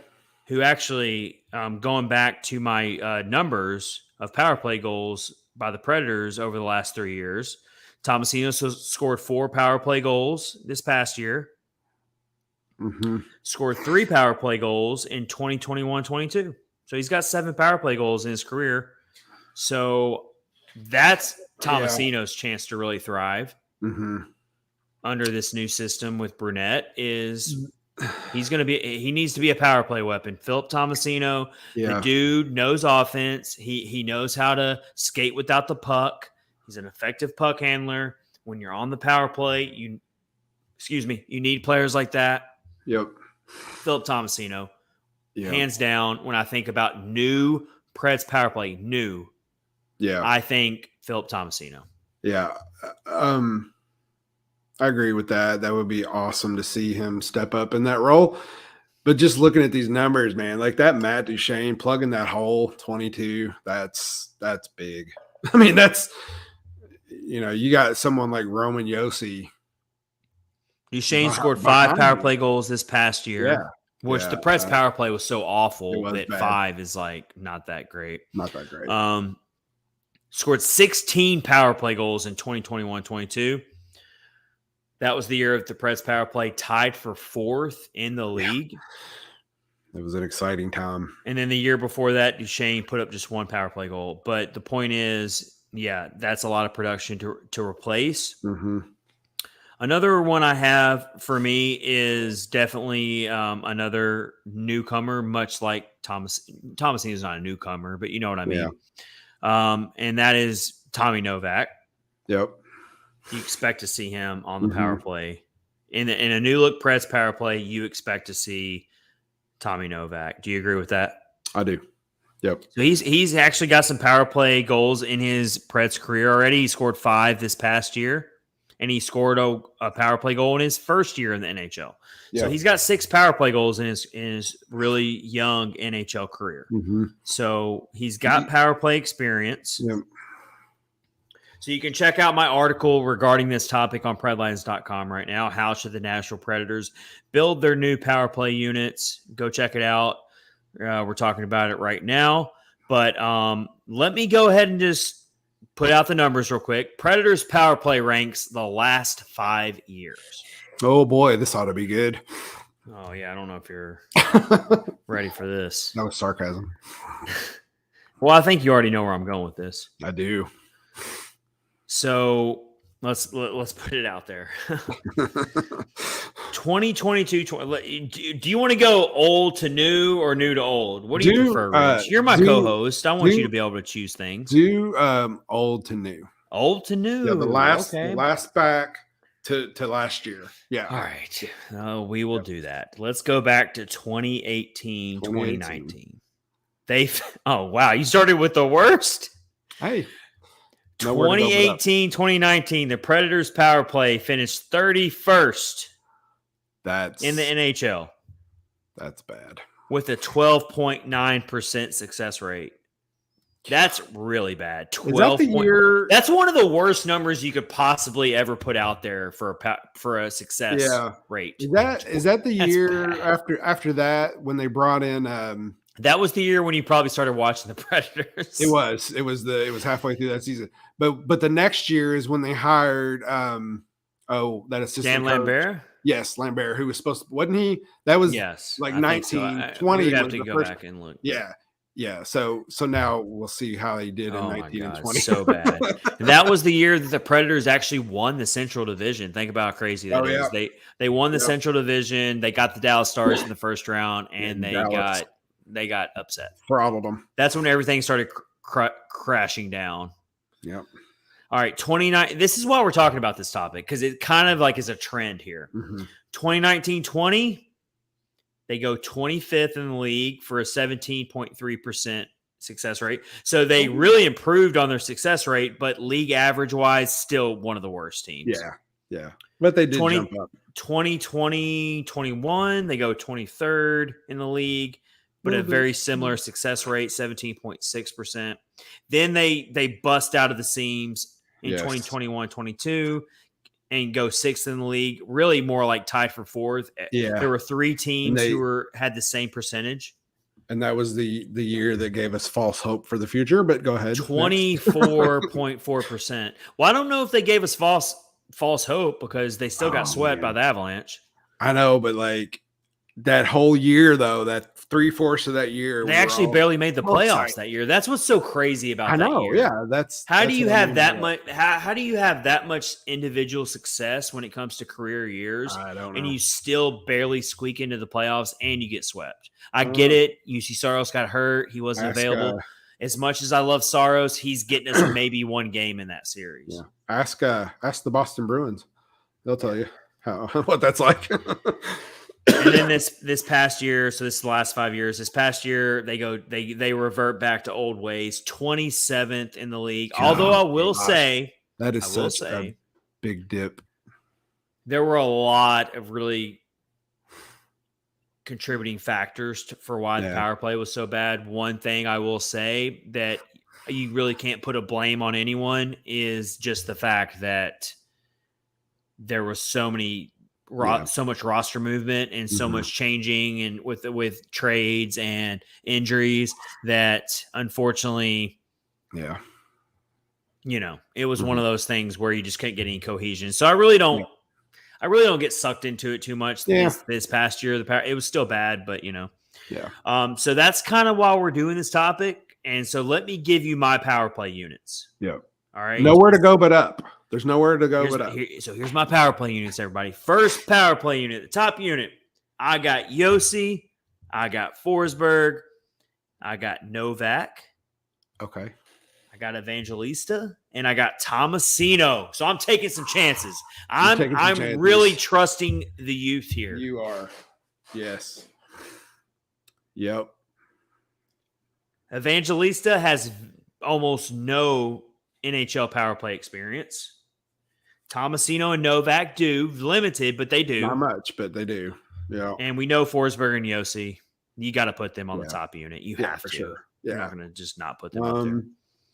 Hey, man, there's no better way to get experience. Are you cool with that, man? Are you cool with, let me give you my second unit, and then you can tell me if there's someone on my second unit you would maybe disagree with. Okay. My second unit, I got Tyson Barrie. He's your power play quarterback. Yeah, I like that. You got Ryan O'Reilly. He's your point guard. So if you're thinking basketball terms, Yossi's your quarterback on the top unit. He directs things. Philip Forsberg's your point guard. He's your guy that's going to really find things. And then you got your scorers that can skate without the puck. On my second unit, Barrie, Ryan O'Reilly, Cody Glass. I like that. Cody Glass actually put up some power play goals this past year. He scored 6 power play goals this past year. Glass did. So you got to put Glass in there. I threw a wild card for some people. If you look at daily faceoff, this player is not on their power play units projected for the Predators. I want Juuso Parssinen on the second power play unit. I would totally be okay with that. Yep. I like it. And Gustav Nyquist, I want a veteran on the second power. He's not a big scorer, but that's more of that's okay. That's a wait and see approach for me. Mm-hmm. I would be quick to pull Nyquist off and put someone else in if for some reason it's not working. But I do want a veteran in there. And I'm not going to, as much as I'm not crazy about the whole Nyquist thing right now, I'm not going to undervalue his experience. Right. So I'm cool with putting Gustav Nyquist on the second power play unit because I've got a lot of young players and inexperienced players on my power play units. So you got to mix in a little bit of experience, a little bit of that. So I'll put Nyquist on there to be an effective puck mover and really bring out the best. I want to put Parssinen in there because he's a big body. Yes. He can crowd the puck. So he can be the next Ryan Johansson, but hopefully better. But he can be the next Ryan Johansson. Yeah. Yeah. I like it. Let's think about Juuso Parssinen scoring between the legs this past year. He was one of the only players, one of a few players who actually did that. And then just shrugged it off. Yeah, it was amazing. So I want to see Parssinen crowding the net, being that person who on a power play can find the loose pucks, find the garbage goals, find the dirty laundry. That's my guy, Yuso Parson in there. Nyquist can settle things down. Glass can definitely be a shooter and a puck distributor. O'Reilly, I like the second unit, but it's definitely up for debate. My top power play unit, I don't even want to argue that. I feel so strong about that one. Yossi, Forsberg, Novak, Evangelista, Tomasino. I mean, it's a good argument for sure. I like it. And they need the experience, and it'll be good. There's only one way to learn, and that's just to do it. So, and I think Tomasino can go for 20+ goals, and Evangelista as well. I hope so. If they get top power play unit minutes, Evangelista and Tomasino can both go for 20+ goals. Book it. I feel strongly about that. I hope so. I hope Tomasino has a really good year, and I hope that's part of the equation. If they can play alongside Yossi and Forsberg on a top power play unit, and Andrew Burnett can really make the systematic changes that need to be made. And here's my thing to round out this segment real quick. Here's the thing that has to change with the Preds power play that happened under Hines. Stop skating into a brick wall. Yes. Absolutely. I mean, how many times on the power play would they literally you would watch the penalty kill of the other team and they got 3 guys just building a wall. Yeah. They couldn't even get through the neutral zone. Yeah, for sure. Oh yeah. That's so frustrating. And then what would they do? They would skate into the trap. Yep. And then one or two things would happen. Yep. A bad turnover where the other team spring in for a loose, shorthanded opportunity on Saros, and Saros has to make a spectacular save. Or they skate into the trap and the team easily clears the puck and you waste 30 seconds trying to get set back up. Yep. And then there was opportunities for them as well to skate past the neutral zone and get into the offensive zone, and they would not. They would just dump it in. And then when they would get set up, when they would get set up, it was a lot of bad decision making or just hesitancy or just blasting shots and hoping you get lucky and hoping that something pinballs in. Yeah. So I thought they showed a little bit of promise down the stretch of the season with some of these younger players, and that's kind of why I'm so adamant about these power play units and seeing Tomasino in there and seeing Evangelista in there and seeing Cody Glass in there I have full confidence that my 2 power play units are going to be pretty close. I might miss a player or two, but I have pretty strong confidence that we're going to see a pretty strong resemblance of those 2 units. And that's what I want to see. The young guys, they're obviously moving toward to be a faster team. I want to see them carry the puck more into the offensive zone instead of dumping and chasing, because I hate that. That's the worst thing. So hopefully these guys that are faster skaters and good puck handlers can make that happen and then get set up a little better, because they were bad at it last year, like you said. Very bad at it. We are going to round out episode 189. We're coming up on 2 hours, but we wanted to give you a good episode tonight because we've been slacking. We've had things going on lately, so we want to give you a good one here. Central Division rundown. It's time. Let's start with the Colorado Avalanche. First of all, this is going to be our weekly segment throughout the season, Central Division rundown. We're going to hit 3 top storylines from 3 different teams around the Central Division. Let's start with the Colorado Avalanche signing, Tomas Tatar. Yeah, 1 year, right? 1 year deal. I don't even think it's been disclosed what he.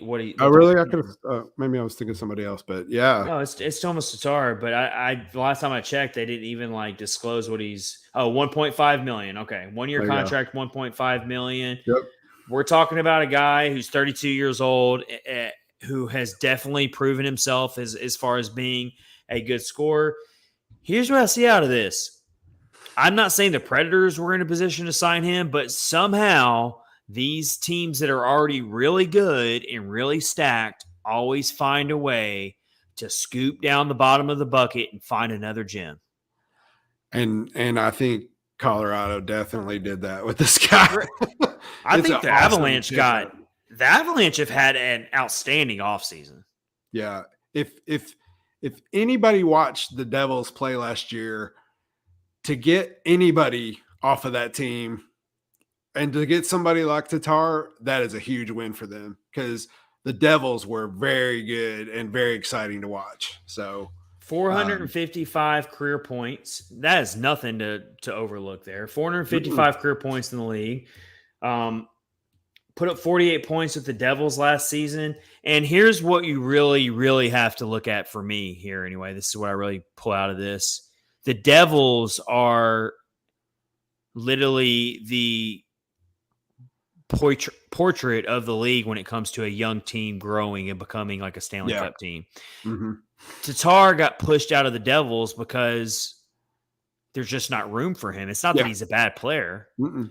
And the fact that he made it this late in the offseason without a team picking him up crazy. was I don't pretty understand surprising. that. Yeah. Unless he was and holding then out for finally the Avalanche just just jump on it. I think it's going to be a great decision for them. How many points did you say he had last year? 48 with the Devils. 48. So they got a 48-point player for what? What was it? 1.5 million. It's a 1-year deal. It is crazy. Oh my gosh. He's going to score some clutch goals for them. He will, absolutely. The Avalanche are going to be back. I mean, you got the Dallas Stars. We've already been very clear that the gap between 1 and 2 in the Central Division is very, very wide. Wow. And then number 3 is way up for grabs. I mean, literally make your pick on who you think number 3 is going to be. That's crazy. So, I mean, outside of maybe Chicago and Arizona, you can pretty much make an argument for anybody in the Central Division. Get number 3. So, yeah, just the rich get richer. No pun intended, Rich. But the rich get richer. Well, that's what I see from that. I don't, but yeah. Because they did. They got better. Somehow a team that's already a Stanley Cup caliber team figured out a way to get better this late in the offseason. Yeah. So when I saw that, I was like, okay. What a pickup. Not crazy about it, but good for them. Let's move along here with the Arizona Coyotes in the Central Division rundown. Let's talk about them. They're going to be playing preseason games in the land down under.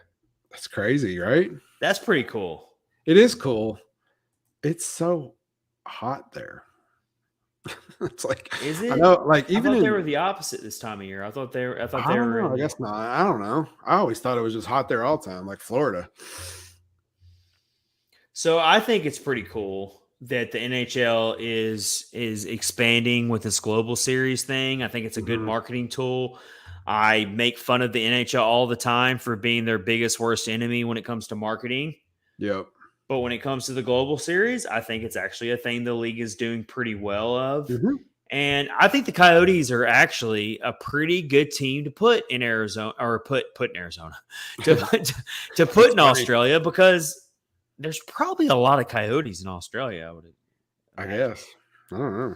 That's my line of thinking. There's like lots of things in Australia that can kill you. Everything's. That's the whole slogan of Australia is everything's trying to kill you. Yeah. If you don't get killed by a dust storm, you're going to get killed by a drought. If you don't get killed by a drought, you're going to get killed by a man-eating spider. If you don't get killed by that, they got those big a rattlesnake's going to probably kill you. If you don't get killed by that, then I don't know, like a scorpion might get you. I don't know. Like it's a lot. And then they have those jellyfish that are like as big as a pencil eraser that can just like mess you up big time.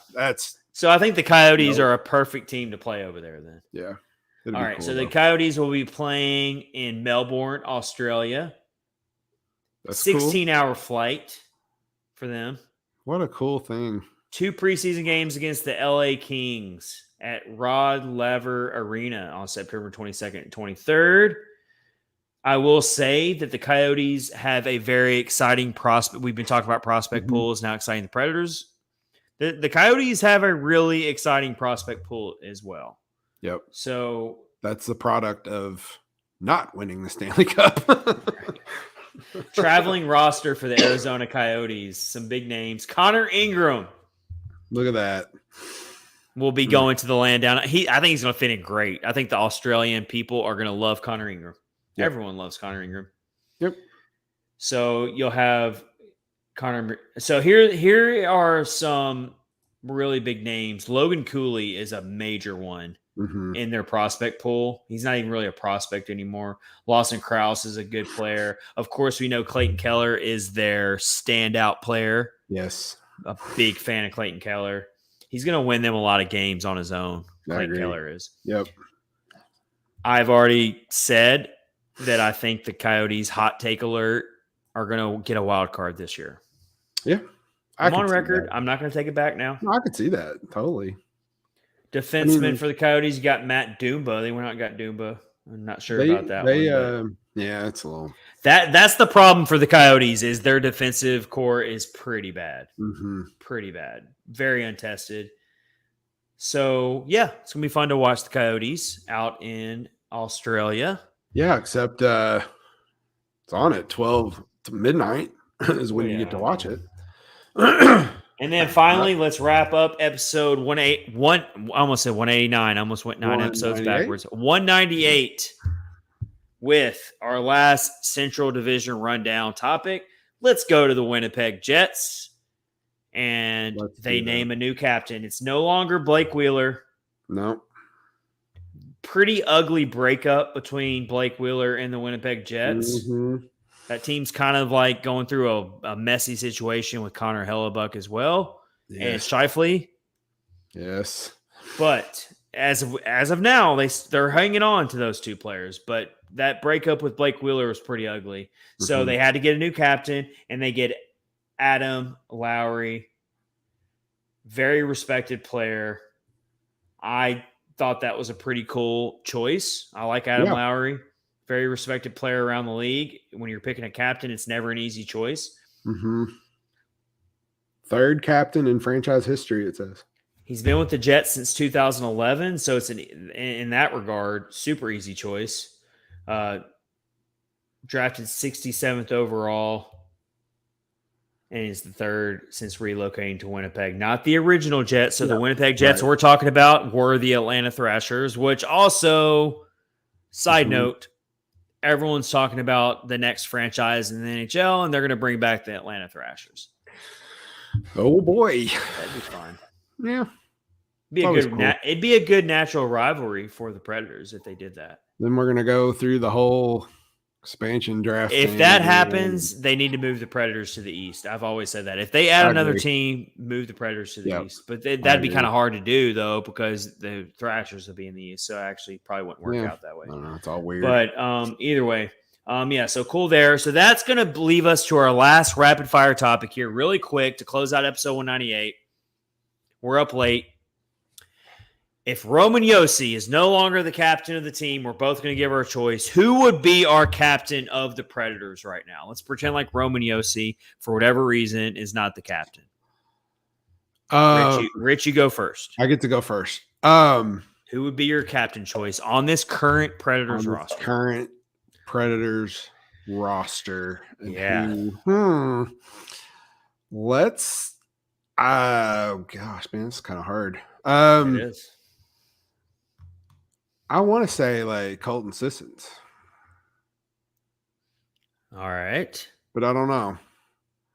Your hesitation makes me think I chose poorly. No, tell me why though. I don't know, man. Like he's always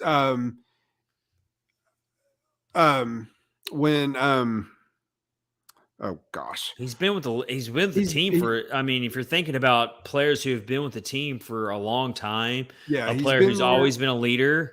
He's like when Calle Yarncroc left, he was like the Swiss Army knife player. Colton Sissons kind of took that role over. I don't know.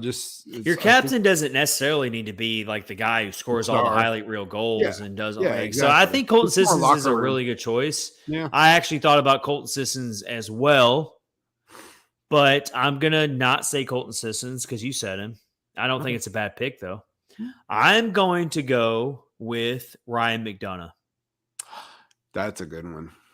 Yeah, I think that's good, too. My pick would be Ryan McDonough. And for however long he's going to be there.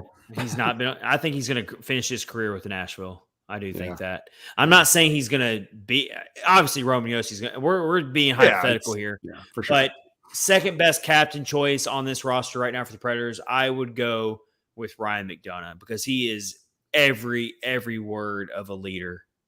I agree with that. Great person for the community, great person for the locker room. Just everything about him says captain to me. Now, let me preface this by saying that we both left out a very, very crazy player out of this pick, and that's Philip Forsberg, who's the all-time leading goal scorer.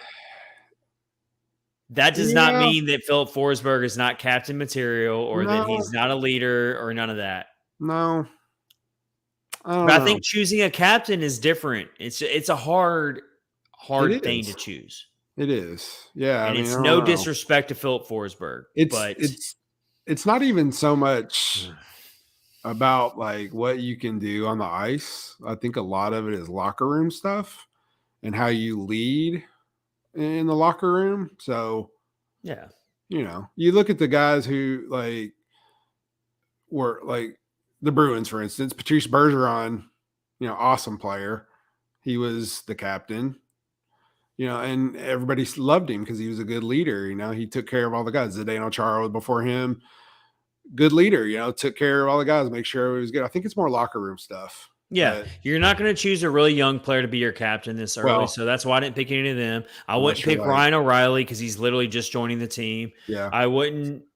I mean, Colton Sissons is a good pick. I thought about him. McDonough's probably better. It's hard to pick a captain on this team because a lot of these players are new to the team, either because they're young or because they're literally just got picked up by the team. So I think it comes down to Philip Forsberg. If it's not Roman Josi, it literally comes down to Forsberg, Sissons, or McDonough. And so it's no knock on Forsberg, but I'm right there with you. Or Lucas Pisa. Let's just make Lucas Pisa the all-time captain. Back and be captain. Lucas Pisa is the all-time captain of the Catfish on Ice podcast, all right? So he doesn't need to be captain of the Predators. He got the ultimate goal in life. He got the ultimate prize. He can rest his head easy at night every night because he's the captain of the Catfish on Ice podcast. There you go. So he needs to not accomplish anything else in life because he got that. He made it. He made it. He officially made it. Let's see. Justin Gambino, real quick to get out of here, says, I'd pick Forsberg personally for the captain. The other new vets are too young as a member of the franchise. That's true. Right. So there you have it. Thank you, Justin, to close out that episode of 198. Ryan O'Reilly was captain in St. Louis. Yes, but he's still new to the team. You're not going to make a captain of your team. Yeah, you're not going to do that. I'm just saying. He doesn't count. He does have the leadership quality. Fun topic to close out the episode. Thanks, everybody, for watching. Yep. It's late on the East Coast. It's late everywhere, but it's after midnight. Yeah. We thank you for watching us. We will see you next time we see you. We got episode 199. I think episode 200, we're going to do our first game time reaction episode. Ooh, that'd be good. So stay tuned for that. We got one more episode before that. 200. Our next episode, we'll be reacting to training camp and the things that are happening, the storylines coming out of there, preseason games, all that good stuff. Buckle up. Stay tuned. Thank you if you've been watching with us all along. If you're new to the podcast, welcome. We love you. Yes. Don't be shy. Follow the podcast. Subscribe. Talk to us. Leave comments. We love you. Until then, have a safe evening. Have a great rest of your week. Enjoy your weekend. Enjoy some hockey that's coming back to us. Yes. We'll see you soon. Exciting. Take care, everybody. Have a good one.